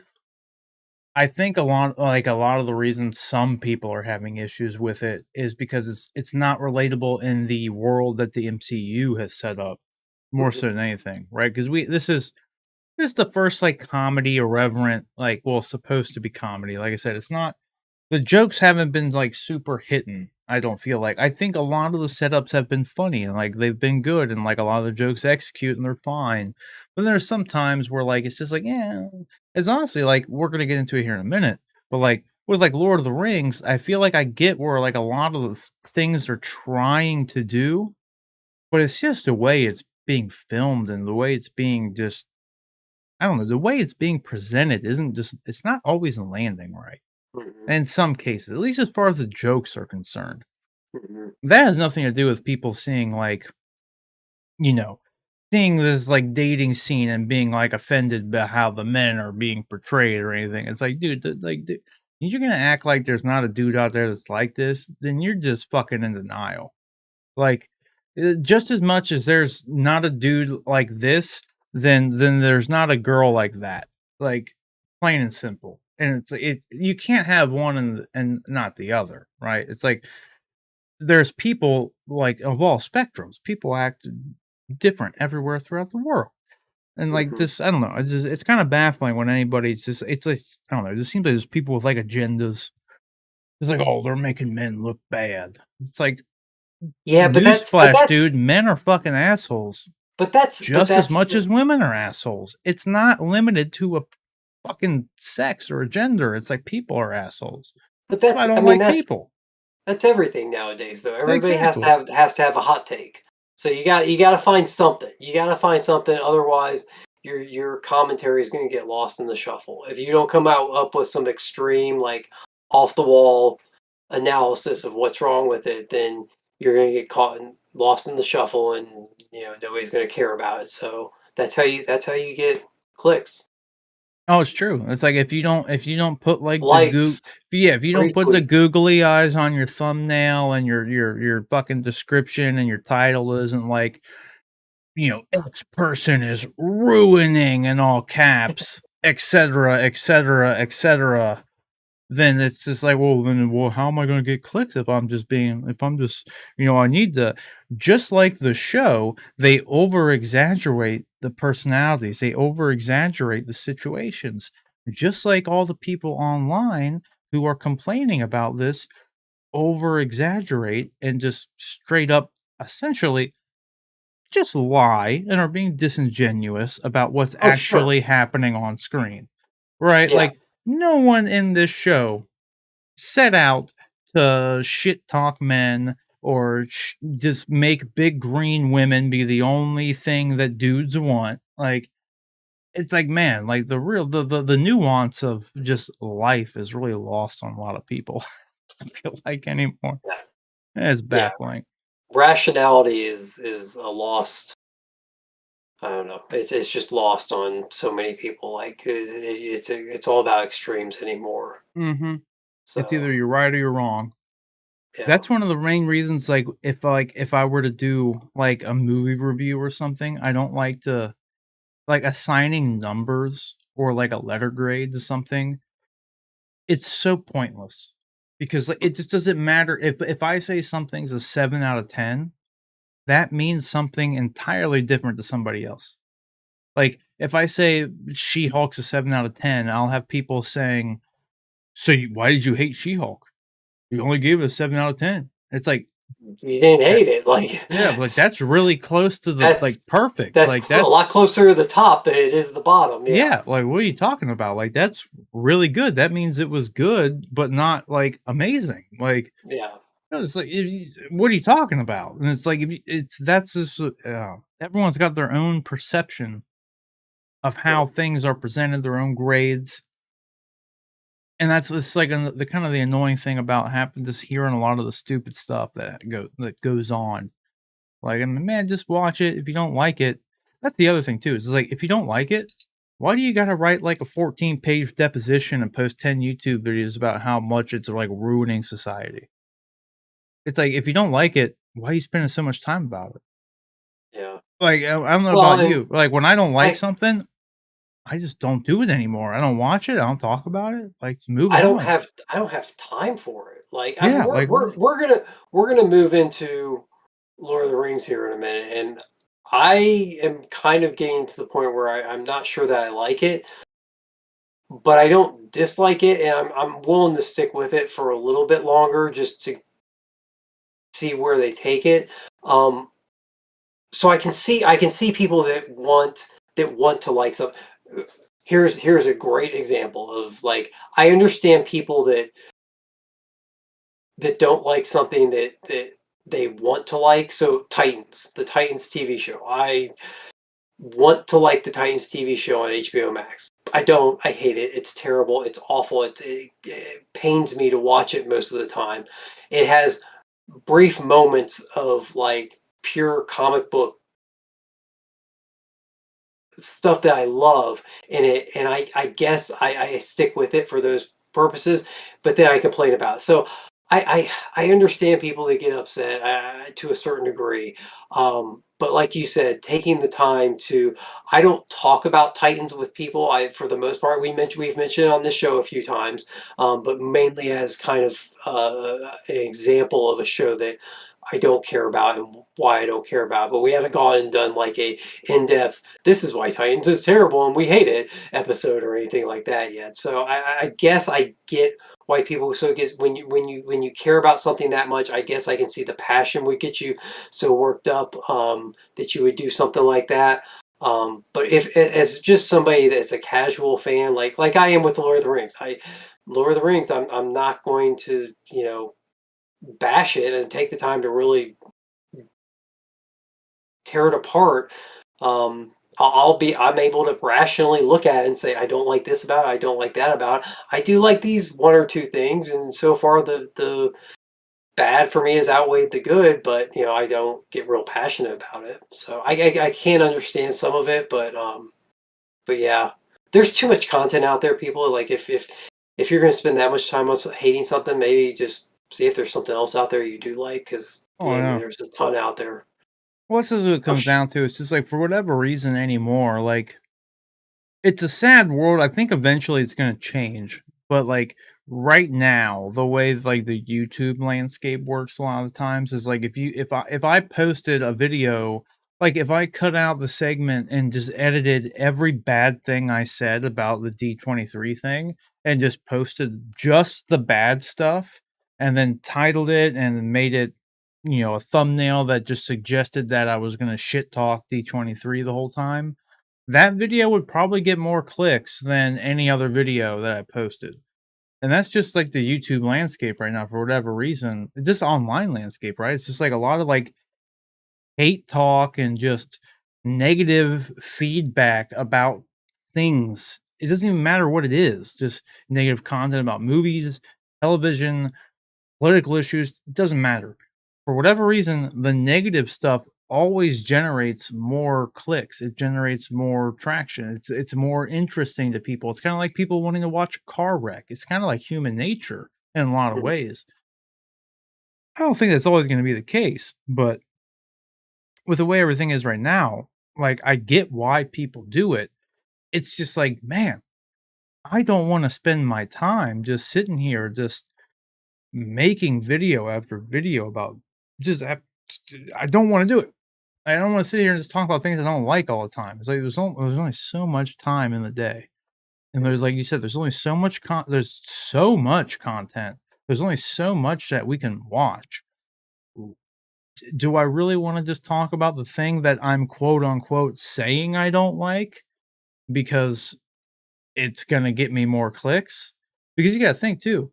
The other flip side of this is like how many people out there are just making the content for the clicks, which a large majority of them are. So they're just like faking every single thing they're saying.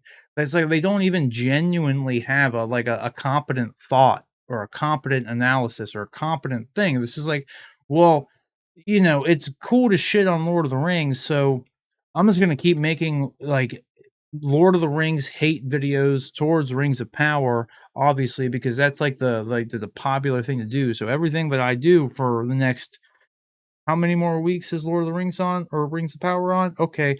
Yeah, for the next 2 months, every video is gonna be about how shitty that show is. Mhm.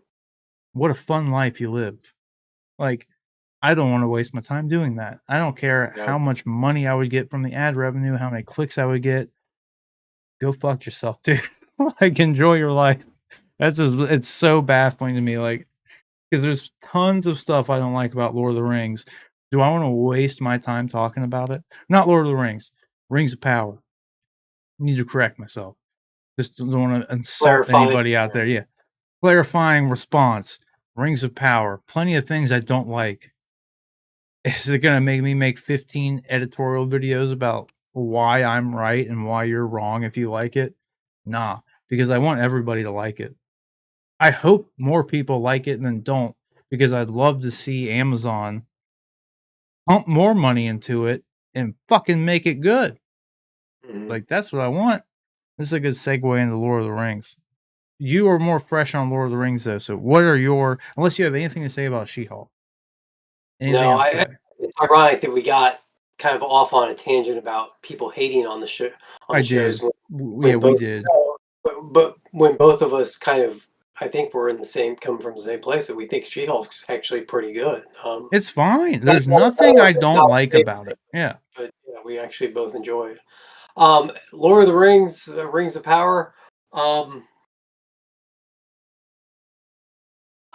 I'm trying to I'm trying to Is find. it a show?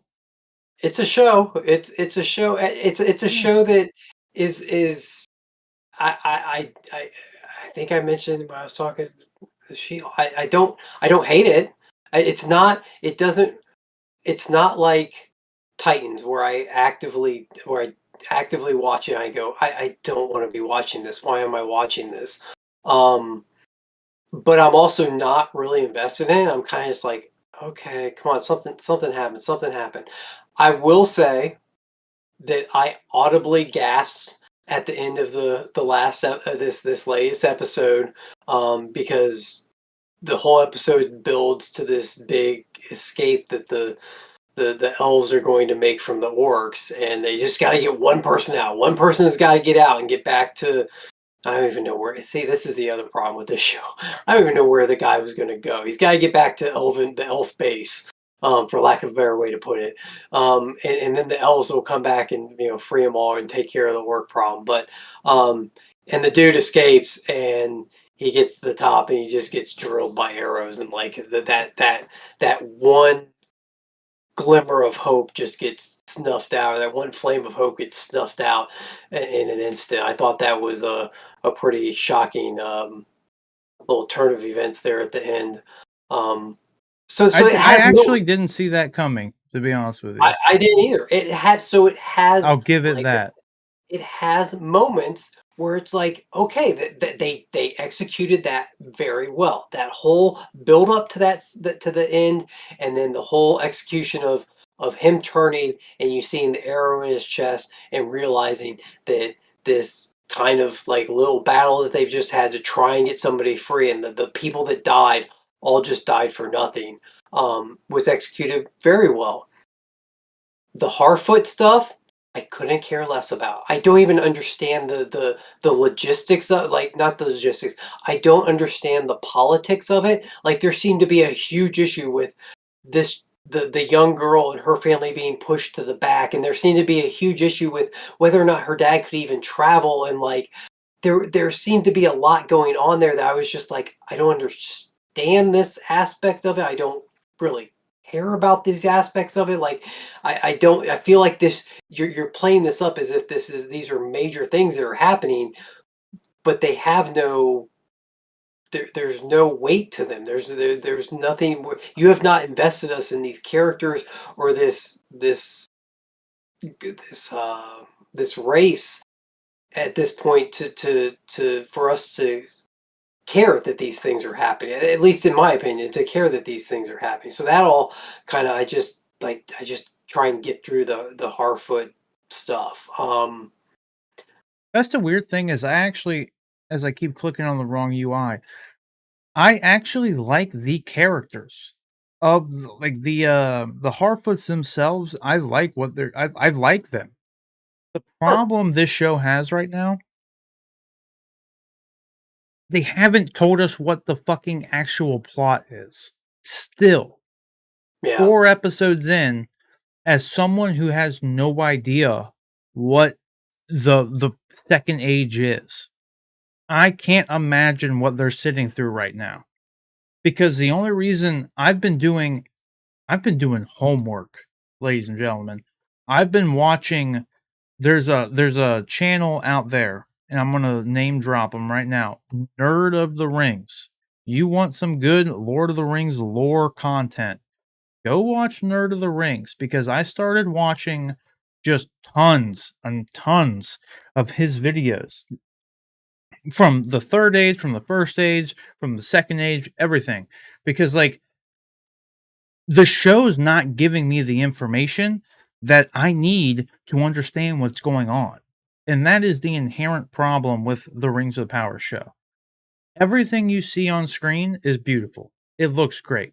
Like, dude, like this stuff looks amazing. Like all this big wide shot that they had coming in to Numendor. Like, dude, this stuff looks great. It looks amazing. The show has got so much potential. And honestly, me as someone who prior to this show coming out had not gone out, I've never read the books, didn't care, don't at me about it, didn't want to read them. There's too much out there, didn't want to get into it, too confusing, didn't want to do it. But the show is promised 4 or 5 seasons of this stuff, and because of the money that is backing this show, I'm interested in where it's going to go. I'm interested in what they can actually do. They're capable of doing a lot of good stuff. As someone who is familiar with the lore in general but never read the books, I knew what the potential was for the show. I knew about the Second Age. I wouldn't be able to name, you know, the Numenorians, and there's Dark Numenorians after this, and there's going to be a spoiler alert. Like, bad stuff happens to these people that were introduced here, and I know all this stuff. But like, I wouldn't have been able to name you or like, freaking Elrond's brother and all this. I wouldn't be able to tell you that until like I didn't care. All right. It just wasn't something I was trying to get into. But like this show and the potential the show has made me want to become invested. The problem is I had to do so through a third party. The show is not getting me invested. I'm being invested by the production value of the show, but the show isn't telling me why I should care. They've made Galadriel be a pretty annoying character, and oh my god, the horse scene. Did the horse scene stick out to you, John? It did. Dude, that was just oh my god, I gotta pull it up, I gotta pull it up. You tell me what you thought about the horse scene while I pull up the horse scene, because, oh my god, that annoyed me so much. Just but you what did you think It of the horse scene? it was just very it seemed very out of place, just very, like, I don't know, it just seemed like they wanted to do something pretty or something, I don't know, it was weird, I don't know. I Dude, don't have a lot of good. why does anybody care about this? In no way have we been teased that Galadriel has some affection to riding horses. There's nothing in like we had never even seen her riding a horse. The only We had no way of caring whether or not this would be an emotional moment for the character. There's nothing in the books that even suggests that this is an emotional moment for the character. It's just such a waste of fucking time. the only thing I thought of why this was thrown in there was to there, right there, this is the only reason it was thrown in, is because she smiles. This character has not smiled at all through the entire first 4 episodes besides this scene, and so that's the only thing, is to show the audience that she can be It's a happy good point. at some point. Okay, no, that's a good point. But the way it was portrayed, even Yeah. left not that I'm some fucking high authority on anything, but, like, I'm sitting and I've heard other people call out this scene. There are thumbnails already out there with people talking shit about this scene. I'm not the only one. But when I saw this and because one of the big complaints I've had with this show, like, in all honesty, they've just been dragging the shit out. They've been hanging on to scenes for like, dude, like, we talked about this last week. Those big wide shots on the wide shot I had up earlier when they're going into Numenor or whatever the fuck it's called, and you're seeing just like the grandiose, massive city and these amazing this is just great looking wide shot of Numenor, right? That's good. I'm fine with that. But like you're hanging on like this scene this was 30 seconds too long, minimum. Mhm. So it's like you're killing a minute of screen time on something that like just no one cares about. And I feel like this isn't the only scene that that's happened in by any means. It's just like this is the one that just comes to my like immediately as soon as this happened. I'm just like, why are we still hanging on here? You We know, needed two shots to establish that her and L whatever Isildur's dad is they're traveling to their destination. Couple shots of them on horseback, and the scene. No, we hung on to this. We showed slow-mo shots of the horse and slow-mo shots of Galadriel's clothes. Whoa, in the wind. It's like, get to the fucking point. Because I I I still don't wonder know the point. I wonder if back in the day, all network television shows, even dramas, used to be hour long, and you'd have 22 episodes a year. And then HBO kind of broke, I think it was HBO that maybe did it first, kind of broke the mold and started doing shorter, like 10 or 13 episode seasons. And your story, when you trimmed all that fat and you got down to just the story, the series became so much better. Like you would find that these series were just so much better when you trimmed the fat and didn't have all these filler things thrown in there. I feel like these episodes would do well with an editor that would trim the fat. Like you said, trim out 30 seconds of the horse riding, trim out even if it's 2 seconds of lingering on shots like this that just break the momentum of the show up. Um, I think you know, if you drop maybe 5 or 10, I don't know if they're trying intentionally to get to that hour mark. I think we talked about this last week. If they're trying to emulate the Game of Thrones run times so much that because they think that's what fantasy needs to be, but I feel like they're definitely lingering on things, and scenes and different parts of the show are going on too long, almost just as an artificial way to expand the episodes. Dude, I gotta say, I paused it on this scene just because his eyes looked really funny to me, but Eleanor here is like I think his name's something along the lines of it's not Eleanor pronounced like a girl's name, Eleanor, but it's something along those lines in, like, Elvish Tolkien speak, I don't know what it's Isildur's dad. He's honestly, he's my favorite character at this point. Yeah. And it's just because we got to know him as a character. We got to know his motivations. I actually spent time with him a little bit, like because we're introduced to him on the boat, and he seems like he's one way, right? And this is all prior to me. Like now, I know. Like I said, I spent a lot of time watching a lot of Nerd of the Rings videos, so I know everything that's going to happen. I know it all.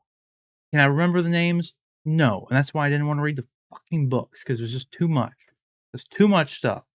But nevertheless, he ends up being a standout character in this because they spent time with him. Like, they didn't spend a shit ton of time with him, but they got to the point with his character.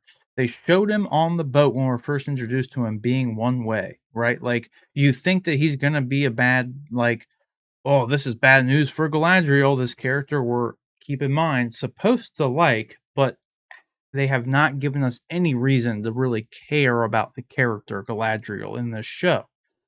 You can read the books and know what the character is supposed to do, which again, not really again, I haven't said it for this, but like I totally get why someone who is a pure book reader, who is super invested in Tolkien lore, after doing a lot more research into this, I can totally see why people don't like the show.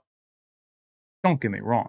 But from someone who initially approached this show as someone who really had only seen the movies and then done very little research outside of the movies to understand what the greater lore meant, the show was even boring for me because they're not getting to the point. They're not telling their story in a very compelling way.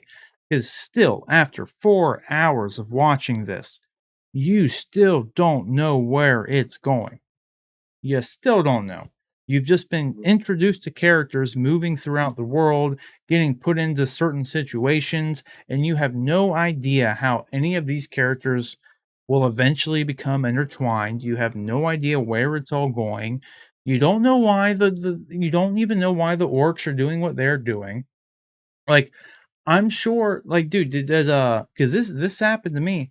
What did you think about the orcs being hurt by sunlight as someone not invested in the Tolkien lore? Did that stand Um, out to you in any way? I mean, when they said that, I was like, "That's odd." I didn't remember that from the movies, but I also it's been a while. Maybe I forgot. I don't know. No, But you wouldn't because traditional orcs, like they are orcs. They are orcs. In the movies, we were introduced to Uruk-hai, and Uruk-hai are a big deal because they are not affected by the sunlight. So, to the detractor of the movies even, they didn't explain that either. But so someone who did not read the books would have no idea of what the importance of the Uruk-hai were during the Third Age, which is the Lord of the Rings films and those stories, when you just watch the movies, you're just sitting there like, "Oh, cool, these people are making orcs," and you just think that that's how orcs were made, right? yeah, And this is the problem that the show has, I think, in a lot of ways, is like everyone who made the show. This is honestly kind of a very weird disconnect too, because I feel like one thing that this show has a very competing narrative for is like the show was really made with a lot of intent to have buy-in, at least from the outside looking in, obviously. But from things I've seen, people seem who are behind the show do actually seem to really know and be invested in the lore behind Lord of the Rings and Tolkien's actual, his writings, right? And it seems like there is a competing narrative here for they made a show specifically for people who are familiar with the books. But they also had to take liberties with this show because they didn't have the rights to the Silmarillion. They didn't have the rights to all of his books. They didn't have the rights to all of his writings. They only had the rights to the appendices. Why don't they have the rights like, this is I was discussing with somebody I work with this week. This whole piecemeal thing that they're trying to do with this series is very strange to me. Like, it says that they have the rights to Lord of the Rings and The Hobbit and something else, but they don't have the rights to the Silmarillion. Um, Yeah. why? Why did they not, like, it's Jeff Bezos. It's the second richest man in the entire world. It's Amazon, for crying out loud. Why didn't they just be like, "Oh yeah, here's the extra 100 million to get the rights to that"? Like, I'm very confused. And why in the world did the rights holders piecemeal it out like that? The whole situation around this thing is very perplexing to me. That would be like somebody. It would have been like Lucas selling Star Wars to Disney and being like, "Yeah, you can have it all except for Chewie and Leia and R2. Those three I'm keeping, but here's the rest. Go ahead, try and build a story out of it." Yeah, Like, no, it's yeah, such it's a weird. weird. Yeah.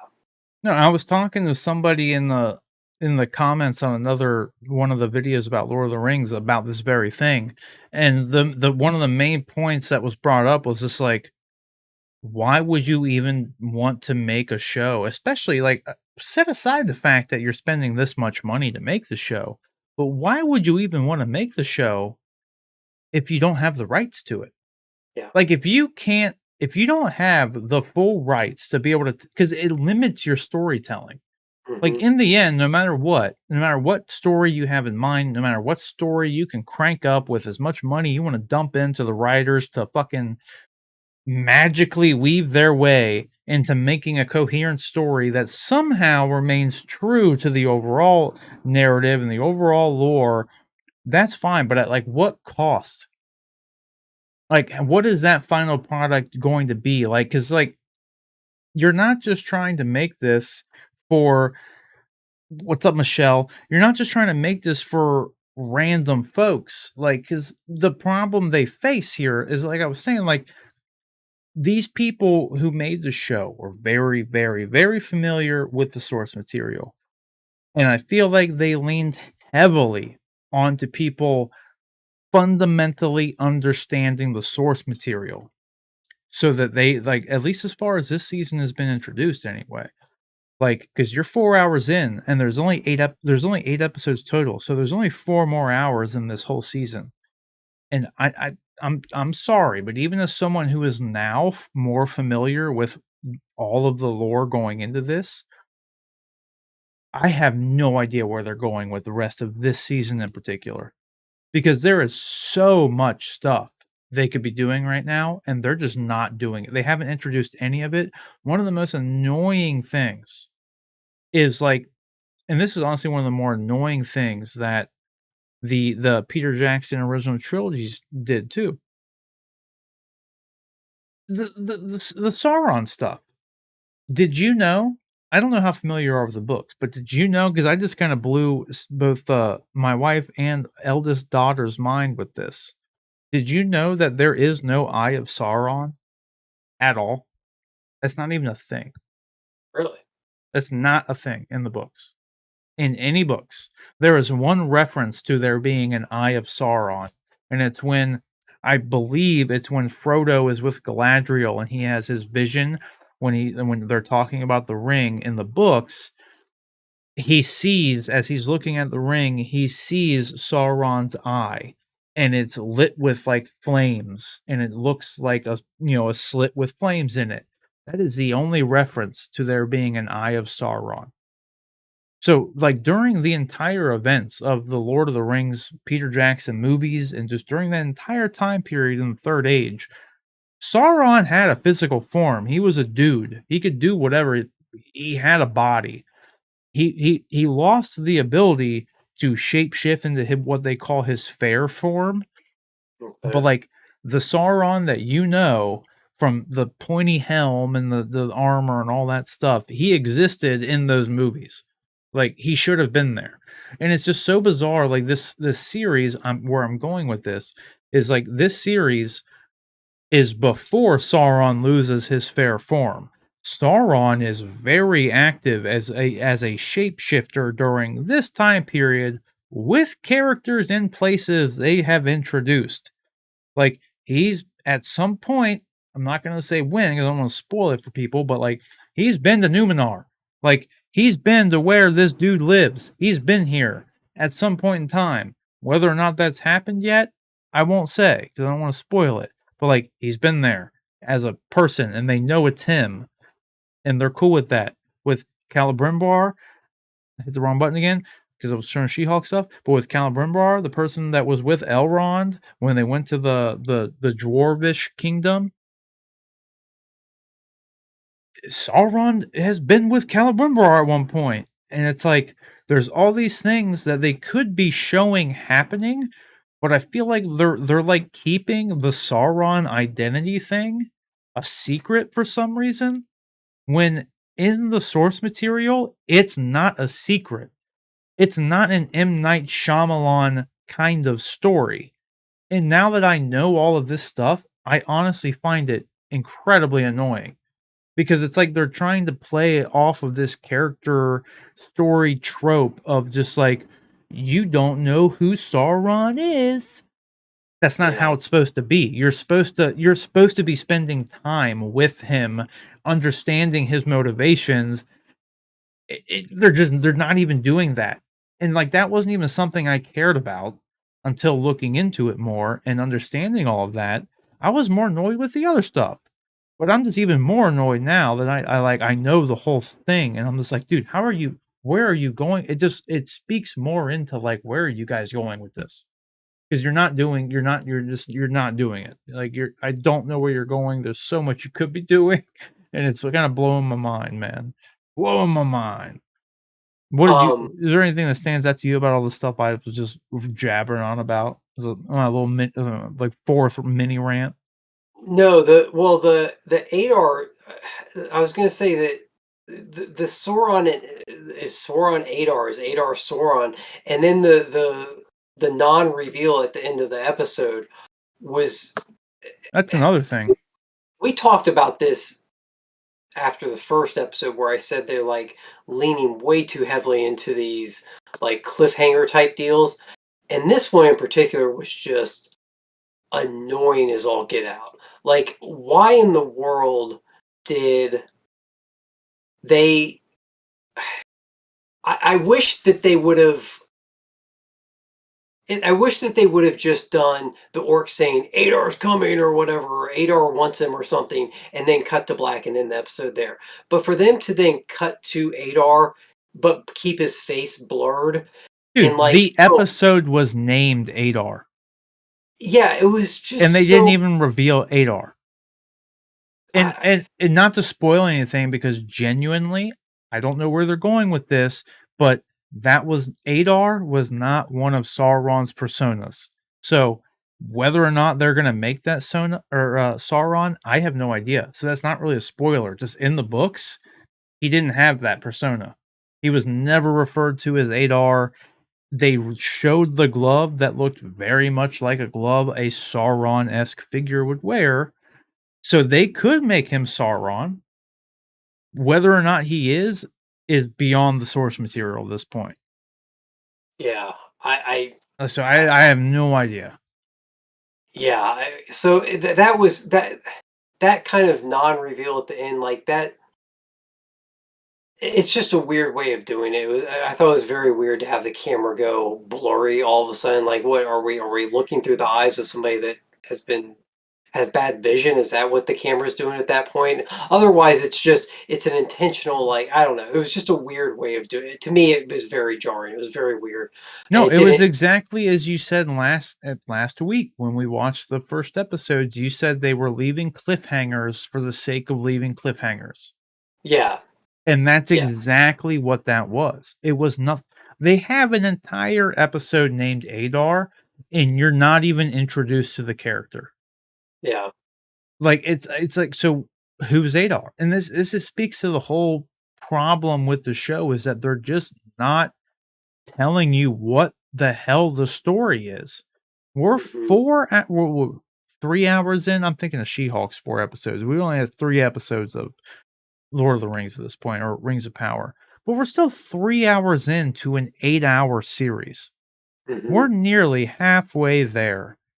So it's like, how are you gonna wrap this up and explain everything that you've already introduced, which you haven't even explained it all yet? It's just Yeah. so bizarre. I feel like I just don't like I from what it seems like they're doing, I'm just not a fan of the let's just do the M. Night Shyamalan twist thing because we can, when that's not how the source material was. Like, that's not even it's like they're doing I don't know who they're trying to please with that kind of storytelling because it's A, not working, but B, they again seem to have wrote this series under the impression that everybody knows what I now know. And even though I know that, I know where everything goes in the second age. And it's honestly making me more annoyed. Like, I'm actually more annoyed with the show now than I was before I looked into everything that actually happens in Tolkien's actual lore.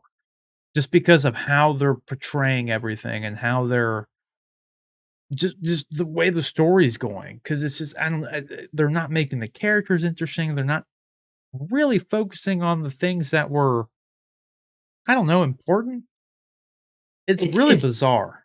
it's disappointing to hear that somebody that you're doing your homework and you're finding out more about the lore, and that it's making it even harder for you to enjoy the show, because I was really hoping that maybe I just didn't get it because I wasn't invested, but that somebody who really was invested would be able to enjoy it more, because you would have more of the inside knowledge and be able to piece some stuff together in this slow play of the story, like you were saying, like we don't know what it's about, but like maybe if you were more invested in it, you could see where they were going, you could see the It's breadcrumbs that worse. they were. Okay. I'm That's actually like I that's actually get disappointing. it is because I actually get why, like, there are people who are hating on it so much now. Like, I actually and I normally, like, I don't like we were just saying with the She-Hulk thing, like, I don't know why people are hating on this. Like, just if you don't like it, just move on. But, Yeah. like, after you know everything that, like, the way it was written, with this, because it actually is cool, right? Like, this I told you before, like, I always say it's an unfair comparison for Game of Thrones and Lord of the Rings because 'cause they're just entirely different. They're just especially I can firmly say that after doing my homework, as you said, like, I know what's going on in both worlds pretty well. Let's put it that way. I didn't read all of the books myself, but I've had people explain everything from the books in a very detailed way, right?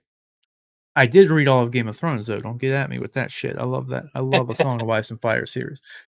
George finished the fucking books, but I could totally see, like, dude, if because that's one of the things. That's honestly one of the reasons Game of Thrones actually worked for as long as it did because it was really true. That's one of the reasons. I was when I was talking to that dude in the comment section. He one of these people. I forget which one it was. There were a couple people I was talking to because I made the comment that after doing a lot of my homework here, like even the Peter Jackson movies, like I told you, there is no Eye of Sauron, right? Like that's not a thing. There is no giant eye on top of a castle looking. That's not a thing in any way, shape, or form. No pun intended. But I made the comment like, damn, even after looking at this, we're looking more into the Tolkien actual like what he wrote. Those Peter Jackson films, as good as they are as movies, there is so much different. Like it is remarkably different than the actual source material. And I'm not just talking about Tom Bombadil. I feel like everyone always wants to talk about Tom Bombadil. Tom Bombadil aside, there is so much that is different between the Lord of the Rings books and the Lord of the Rings movies. And it kind of blew my mind as to like how well received those films were because it was so different. And the difference between those movies and this series is that even though they're so different, like despite their differences, like Peter Jackson stayed very at least with Lord of the Rings, not with The Hobbit. Okay, that's a bit of a stretch. But at least with Lord of the Rings, they stayed true to the actual like fundamental story. Like those movies are the absolute basics. Like they don't explain what the Maiar are. They like when that's what like Gandalf and Sauron and all they don't even I feel like they don't even mention the name Maiar in those movies. They don't mention Eru. They don't mention anything about like why the things that are happening on screen are actually happening. But the things they do show you in those movies when you go back and if you know everything else, you're like, okay, I get what you're doing here, Peter Jackson. This all makes sense. Like, yes, like you might not have to, you're not explaining why these events are happening, but everything you are doing does in fact make sense, right? Like that's kind of how those movies were. Yeah. With this, you're really not getting any of that. Like you're just not, unfortunately. Like, and that's literally as someone who didn't really know up until this episode. Actually, more so after this episode. After this episode, I was watching even more stuff explaining the books and everything, and holy shit, it gave me a big because when I first watched this episode to actually talk about the episode itself, this was probably minus the horse scene, the best episode yet. Like, and for all intents and purposes. Like, if they would have launched with this kind of episode and every episode was more like this episode, I think it probably would be more received. It would be received a lot better. But The man, it's just so different. I mean, so but based upon that, it sounds like you think that because I thought we both kind of agreed that the second episode was better than the first, and this one, if this one was the best one for you They so are far, getting better. then they've all gotten better, which is I guess a good sign.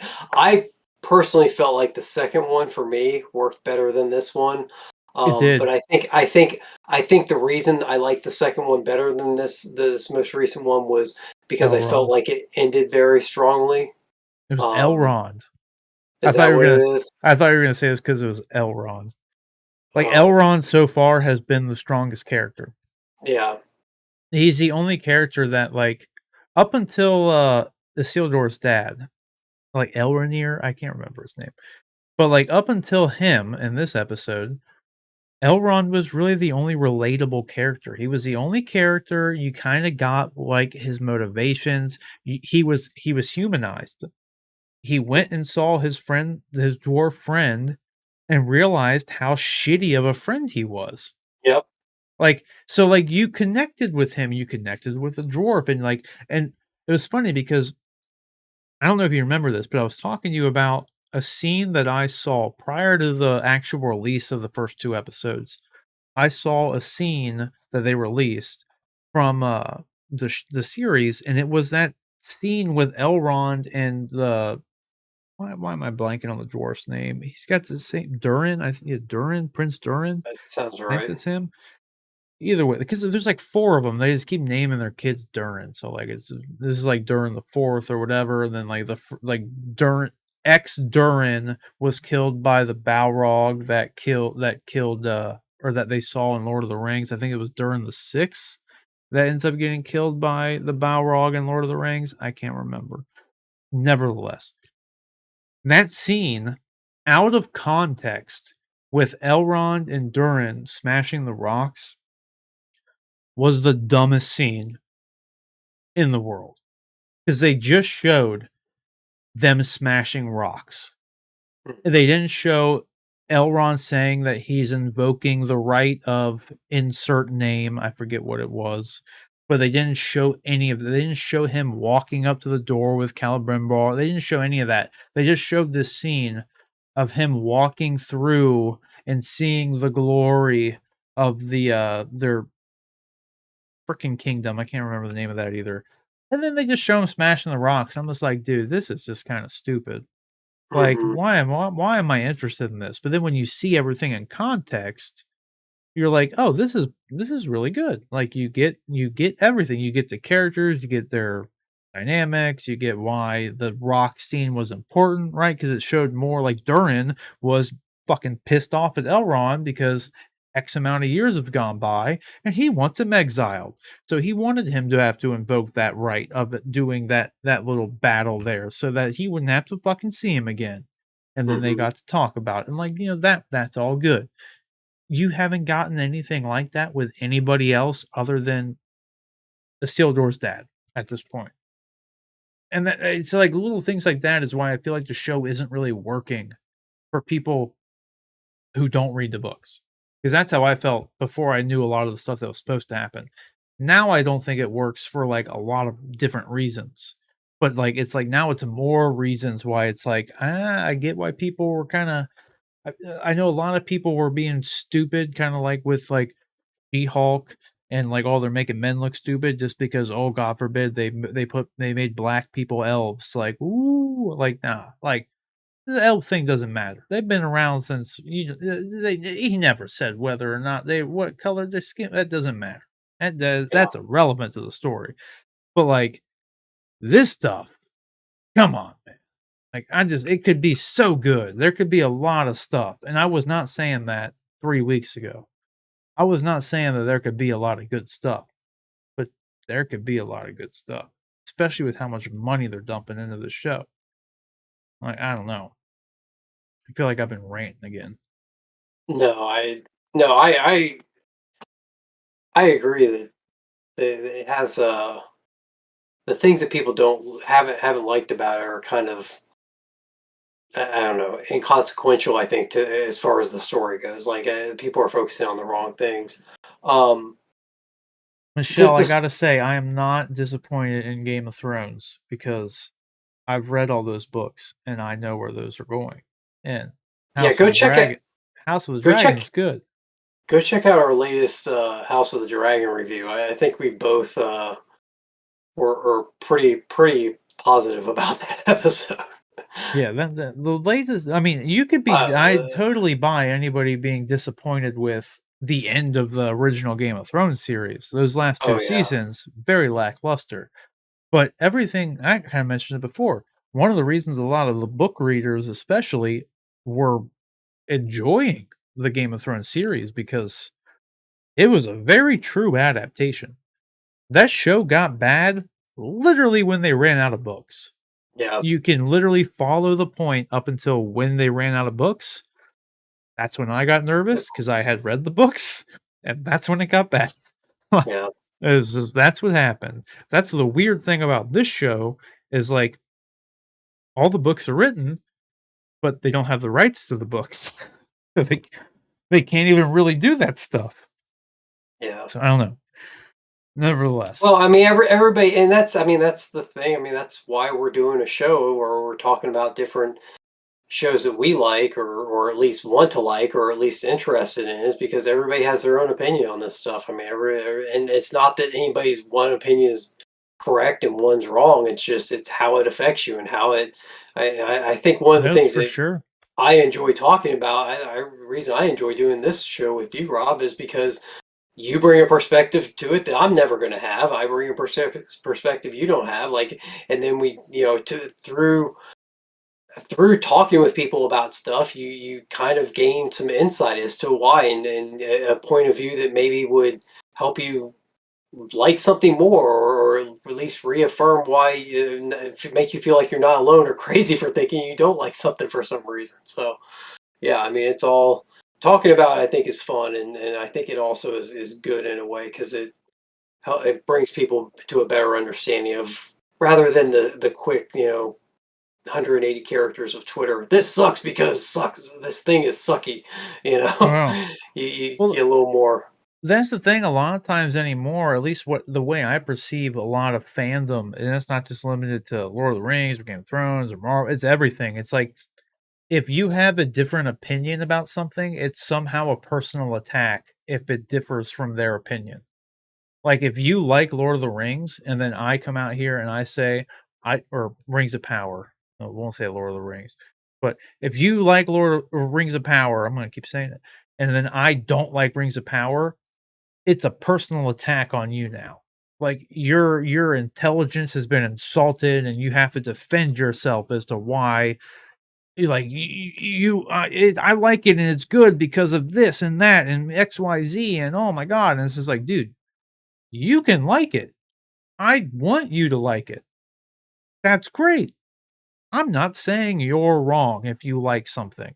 And I feel like everybody takes everything like that as a personal attack anymore. It's like if someone has a difference of opinion, there is no civil discourse about, well, why did you like it? I'd like to know why you like it because I could name a million things of why I don't like it, but why did you like it? That's gone. No one does that Mhm. anymore.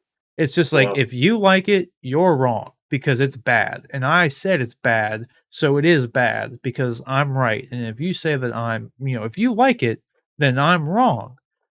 So that can't happen. And it's like, that's just what the world is now. And it's like, no, you can like something and someone else could not like it. And you'll still wake up in the morning and you will still go eat breakfast and you'll just do your thing. Does not affect you in any way. Like yeah, what Joe Schmo says about it should not make you wanna make 12 YouTube videos about how you're wrong and, like, they're wrong and you're right, and, like, oh my god, like, just let people like what they like, it doesn't affect you in any way, like, someone can like something, what's the matter? Like, yeah. I hope people like that's what I said it in, like, another video, it was, like, before the show even came out, I think, like, I want Lord of the Rings to be good because then more people will get into like Lord of the Rings and maybe they'll go read the books and maybe they'll like those and then maybe they'll just like high fantasy stuff more and then maybe they'll like Game of Thrones and then Game of Thrones will just be more well liked and then we'll get more Game of Thrones. Like who knows? Like and vice versa. Like when something's bad, it's just universally bad, we'll just never get any more of it, and that's kinda Mhm. sad, because it's all about dollar signs and comments and likes and whatever. Per Kind of annoying. perspective wise too, like if you're under the age of what, 30? If you're under the age of 30, like you don't know the days where like genre stories just weren't told. Back in the day, you had basically what, four types of movies? You had romantic comedies, you had action movies, Yep. you had horror movies, and dramas, and I think those were kind of it. You had four different types of movies, and that was it. You didn't have I guess you had some science fiction. You had Star Wars, you had Star Trek, but not nearly the nearly the breadth of genre films that you do now. So definitely some perspective on that. Like I would never want to see this stuff go away. I would never want people to stop trying to make things because I know what it was like when you were only getting one Michael Keaton Batman film every 4 years, and that was it for superhero films. Like that was awful. Well, and And even then when they when came out, they were always that's, like, the weird thing too, is, like, Keaton's Batman is not really what Batman was at the time, mhm. but, No, like, no, it they was, were like, not authentic to the it's so character, weird. but yeah, yeah. That would I be mean, a Chris, good book, though, by the way. I mean, that'd be an interesting book. yeah. Michelle's book here. I mean, I don't know what happened in that journey, but I mean, there was a little hobbit that had a good journey. We're gonna stay on brand here. He became a It's a very best important figure. best-selling book series, and Yeah, yeah. well, there Um, could be a good story to tell. yeah, did it involve a ring, Michelle? Because if it Yeah. did, um, You might have something there. yeah. No, so yeah, I mean, going just kind of along with this, like I do try and find positives about these episodes, and I like you were saying, like everyone has gotten better for you, and that's great. And I think that's really good. I personally like the end of it. I thought the end of it with the guy getting killed by the arrow was very good. I thought that the fight scene in the alley was entertaining too. I mean, I thought that was pretty well done. I did find it kind of, I don't know what the right word. I found it kind of jarring the show has been fairly, I don't know what the right word, fairly timid as far as showing violence, so far, and I felt like that was an intentional thing, like they were trying to make this show more accessible for a younger audience. Um, for example, when the orc gives, I'm not gonna know his name, but the captured elf, when he gives him his water and he says, "Here, take a drink," and like the main elf takes a drink of water and he passes it to the next elf that's been captured. And he takes a drink, he passes it to the third elf. He starts to take his drink and they cut his neck. Um, they show the slight slit start to open up where the neck's been cut, but then they cut away real quick. And when they cut back to him, he's got his hand over it, so you can kind of see some blood in the background trickling down. But it's not. If that had been done in Game of Thrones, he would have slit the neck and blood would have splurted out. And they didn't. They toned it down, and I felt like that was all that. The violence and everything that's happening on the show is intentionally being toned down. I'm guessing to reach maybe a younger audience, or at least make it accessible to more families that maybe want to watch it together.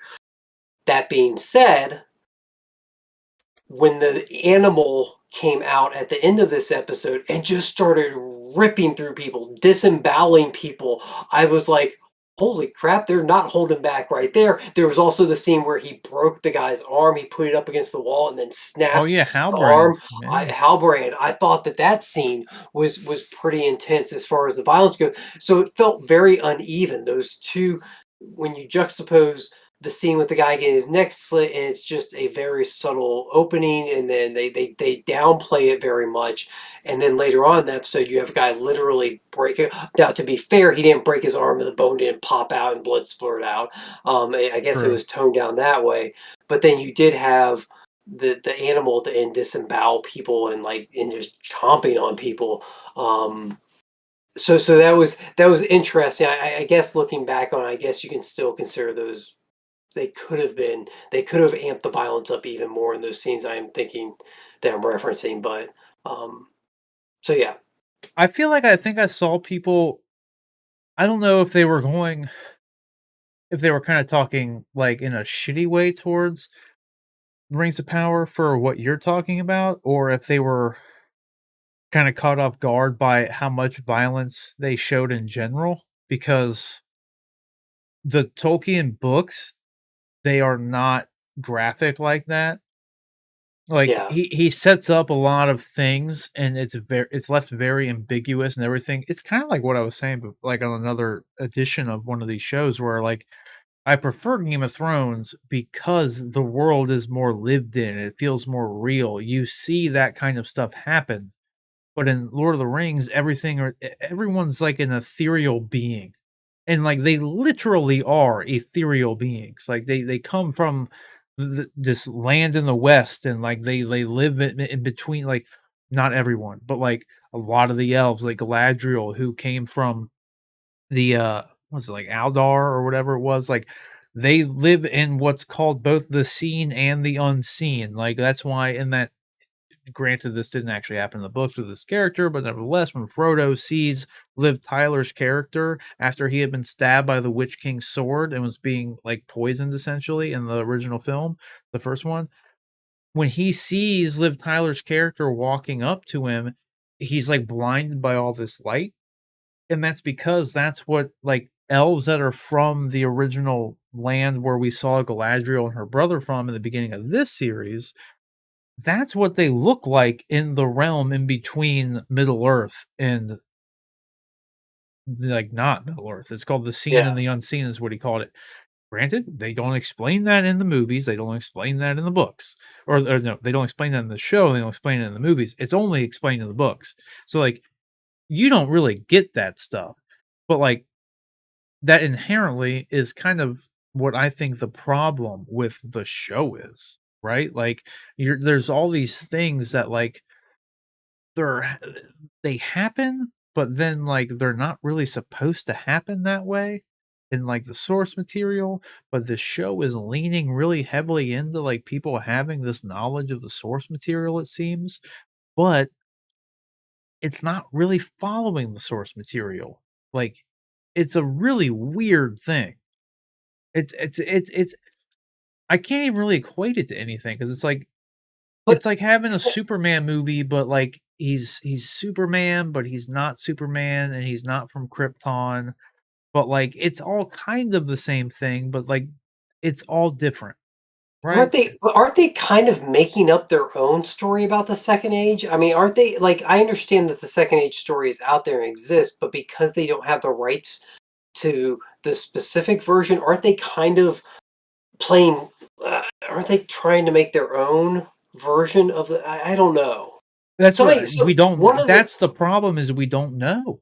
one of the articles, because I was trying to talk to somebody at work about it, and we were talking about the Silmarillion and how they don't have access to that because they don't have the rights to it. And I looked it up, and like I feel like one of the things I read said that ultimately this show is basically just a very expensive fan fiction. It That kind of because is. they don't have rights to all the specific things that they need, that you would need rights to actually tell this story, ultimately what we're getting is a fanfic Yeah. of it. So Well, that's like kind of what I was telling you when we were talking about it last week. I think I said like one of the things with the stranger, right? We don't know who that is. That didn't really happen at all to begin with, right? So that whole thing is just like this new weird thing, yeah. And one of the things they could do with that is say that, oh, that's Gandalf. But Gandalf isn't supposed to be on Middle Earth right now. He's not there till the Third Age. Like he's just literally not supposed to be here in the Second Age. Period. Full stop. Doesn't exist right now. He exists over in the West, which is where everyone actually came from, right? But you got to understand if you don't again, they don't explain this in the movies or in the show or anything, but like when Frodo and Gandalf and all them at the end of the movie, they go off in the boat and they go off into the big sunset, and you saw the sunset here when Galadriel was supposed to be on the boat or whatever, and they were supposed to go there to yeah, the realm they came from, right? Like that's not just across the ocean. It's like that's literally like essentially through space time. That's not supposed to, it's an inaccessible path that you have to take that boat to get back to like an ethereal homeland. yeah, they're In like the ascending. They're ascending yeah, to a different plane of right, yeah. existence or It's something. not Yeah, just taking a boat and you can't just go there. There's one path sure. and it's that boat and it doesn't come every Sunday. Like that's it, because back in the it was either the end of the first age, it was the end of the first age when it was in the middle of the first second age, I think it was. But like when at some point when Sauron is supposed to be doing what he's doing right now, so maybe it's the beginning of the second age, I can't remember. Actually, no, I think it isn't the second. It isn't the second age because that hasn't happened yet. This is why I didn't want to read the books. It's very fucking long and convoluted.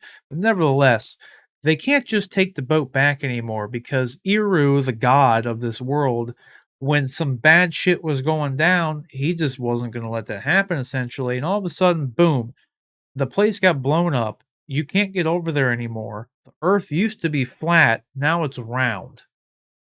Yeah, that sounds weird, I know, but like you gotta just it's hard for me to explain because I don't know full details. But like that's all was happening, and I think one of the problems here with this too is I think that actually is supposed to be happening right now in this age, because I think that happens when like these Numenorians that you get introduced to.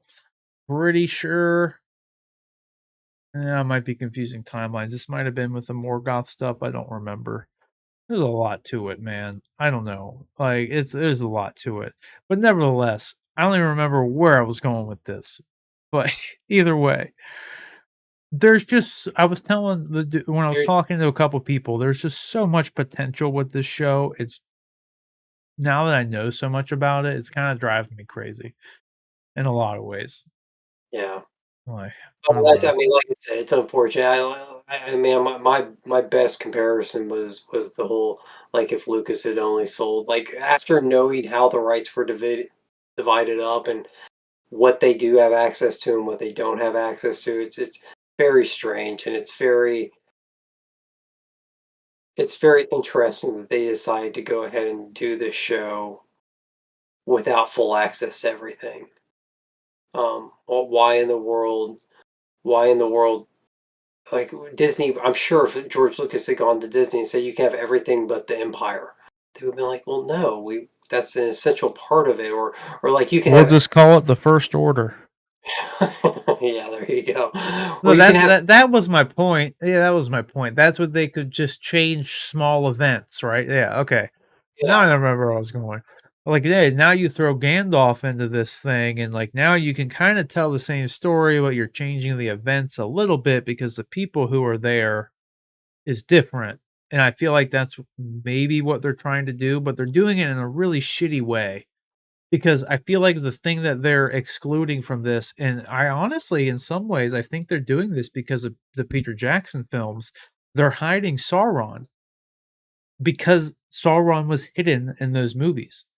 You didn't know what Sauron was doing. He was left as this ambiguous eye that wasn't in the books. Everyone thought it was fine though, because during that time period in the books, he wasn't as active in the third age as he is in the second age. Like, with where they're at right now, like, you should see Sauron in physical form very soon with Mm. how they're accelerating this storyline, right?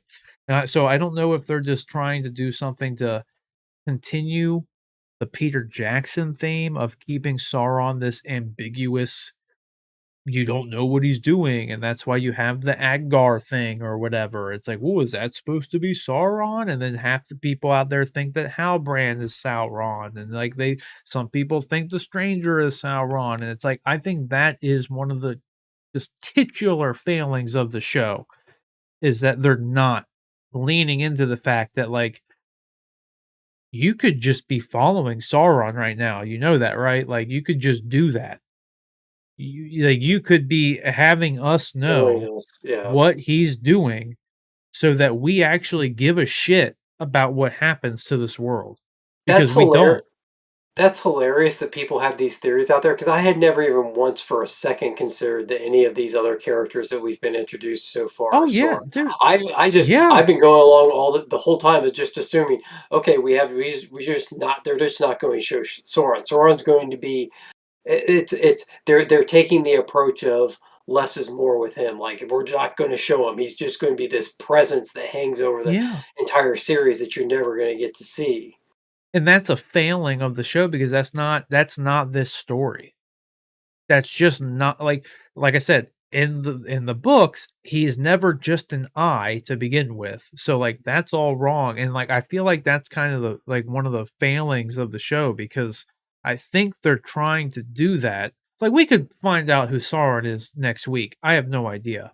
But it seems like they're trying to appeal to that aspect of Sauron that Peter Jackson introduced in those films to where you never got like you only time you saw him in any way, shape, or form, let me remind you, was at the very beginning of the first film when they had the flashback to the end of the second age, right?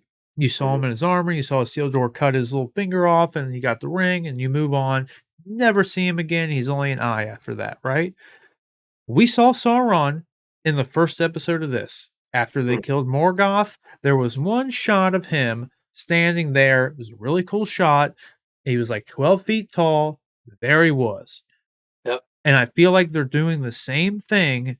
They're just setting it up that, like, Sauron's here, but we're not going to tell you where he is because they're trying to appeal to the aspect of the fans that they know only watch the movies. And I Mhm. get that.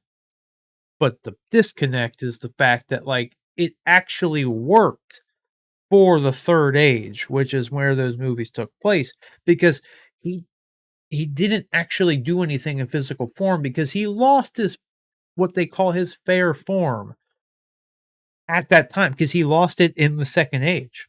When the big thing happens where the world gets reformed and it's no longer flat and it becomes a circle and become like our world, it's not flat. Wait, what? That's when he loses. Yeah, I know, right? It's mind blowing. Honestly, I thought that was the kind But of the funniest there's still thing. hope, right? It might get reformed at some point. No, like, ironically, I legit thought, like, as I thought the most ridiculous thing, and this is a world, like, I'm talking about the Tolkien lore where all this other crazy weird shit happens. I thought the most ridiculous thing that he wrote was that this world was flat at some point. I'm not even kidding.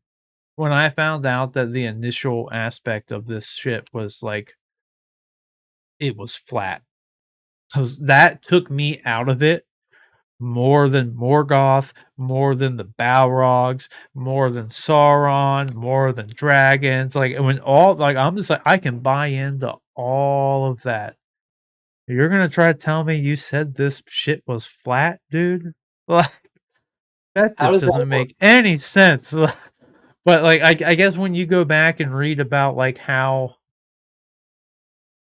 all this like all of Middle Earth and the world that they were on and whatever was literally created because of like songs, literally described as the songs. Like it gets even weirder. Like, I don't it's just weird. Yeah. But again, highly recommend anybody out there go watch Nerd of the Rings because he does a really good job of breaking the stuff down in a very easy to follow way. And it's very good. I like it a lot. Very simple. And if you like Game of Thrones, another other than us, obviously, you go and watch Nerd of the Rings after you listen to me stumble my way through the Tolkien lore, and then you go watch that, and then you're like, oh, Rob did know what he was talking about. I get it. Like he didn't say all this, but he knew what he was talking about. But then if you like Game of Thrones, another channel I always loved watching back in my heyday and still now that House of the Dragon is up, go watch Alt Shift X because they do a great job at the game. They're just like a game. You should watch. Did I tell you about them? I think I sent You you did. a Yeah, yeah. yeah. We talked about I it. love Alt Shift X videos, man. Even though I know the lore of everything that happens in Game of Thrones, I still like aside from Winds of Winter and A Dream of Spring, obviously. But I love watching Alt Shift X and his videos. Like it's just like a nice even if you know what's gonna happen, it's just a nice, like, little like, yes, it's almost like it's like a confirmation bias. You kinda get to pull the bias part away, and you're like, "Aha, you're on the same page as me. Yes. You know what you're talking about. Yes." It was good. Yeah, I don't know, though. I don't want it to sit here. I feel like I've just been ranting about, like, how bad the show is, but there's a lot of stuff I do like about it because I think this is also a detractor, but I think we might be actually getting to where the point of this series is. But I feel like in a lot of ways it might be kind of like too late for a lot of people. Like for them to actually get what's going on. Because like I think in the next couple episodes, me kind of knowing what the overarching destination is for the 4 or 5 season series they're planning will be revealed will likely be within the next 2 episodes, if not by the end of the series, which I think might lose a lot of people who don't know what the hell's happening, right? You know? Yeah. It'll be interesting to see if Amazon was pretty gung ho about releasing their numbers um about viewers for the first weekend. So it'll be interesting if they do that again. Um, I think well, you'll be able to see how much the show's held its viewership.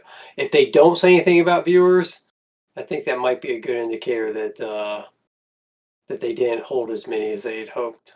Yeah. It's such a bizarre thing. Like I said, like, 'cause there's articles too, like, about, like, how the writers have, like, gone in to say that, like, because of them only having the rights of the appendices, that it's like, no matter what they do, they really wanna stay true to the story and do all these things, but then it's like, yes, but if you don't have the rights, how can you? And Yeah. that's kinda like the disconnect I have. It's like, man, why would you even if you don't have the rights, why are you trying to like it's a big money dump to try to tell like essentially like you said, like a borderline fan fiction, really. Hmm. And it's like you just want to make the best show possible. Like I don't know. So I hope it's good. Like I'm all for adaptation. Like we were talking about with Marvel, it's like their stories aren't one to one reinventions of or one to one copies of what happened in the comics. They tell their own story. So I support that. It's just when it's happening in a way where it's like they just haven't told us where this show is going. So on a fundamental level, I'm just kind of confused from a storytelling standpoint. Because like everything that's been on screen, I don't disagree with. It's just the way it's happening. It's just so bizarre. Because again, now I have the gift of foresight, so I'm like kind of more annoyed than I was a week ago when I didn't have the gift of foresight. You know what I mean? Yep. Nevertheless, you got anything else to say about it? I just realized it's like 1 o'clock. I'm about ready for bed. Yeah, I'm feeling it. I'm Uh, I'm I'm uh, I'm that's what I'm dying saying, quick man. here. So sorry. No, you're Talking good. about I'm this. no, I literally just like, man, I'm getting kind of tired. Like, where are we going? What more do we got to do? Let everybody know where they can find you online. We'll end this quick. End I'm this over at quick. Nightwing_J on Twitter, so come check me out there. There it is.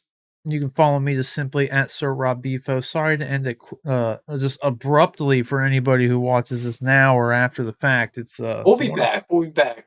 We'll be back tomorrow, bright and fucking early at That's 10 why we p.m. gotta end this quick so we can get some Yeah, sleep. yeah. We're gonna be back for the Game of Thrones after show or the House of Dragon. Game of Thrones, House of a Dragon. I hate that they had to put the Game of Thrones at the top of it. Just it's annoying, but nevertheless, we'll be back for the House of the Dragon after show. Very excited for that because big fan of that series. Big fan of Yeah. those books. So I'll be back for that. John's a big fan of the series himself. So we'll see you there. Will be about 10:30 p.m. Eastern time. So come back, join us for that. But nevertheless, let us know what you guys thought about all the rants we had here. D23 and She-Hulk excluded. We'll be posting all the stuff up on its own individual videos itself too. So go ahead and watch those if you missed anything. But until next time, guys, it's 1 o'clock in the morning. I'm gonna go to bed. So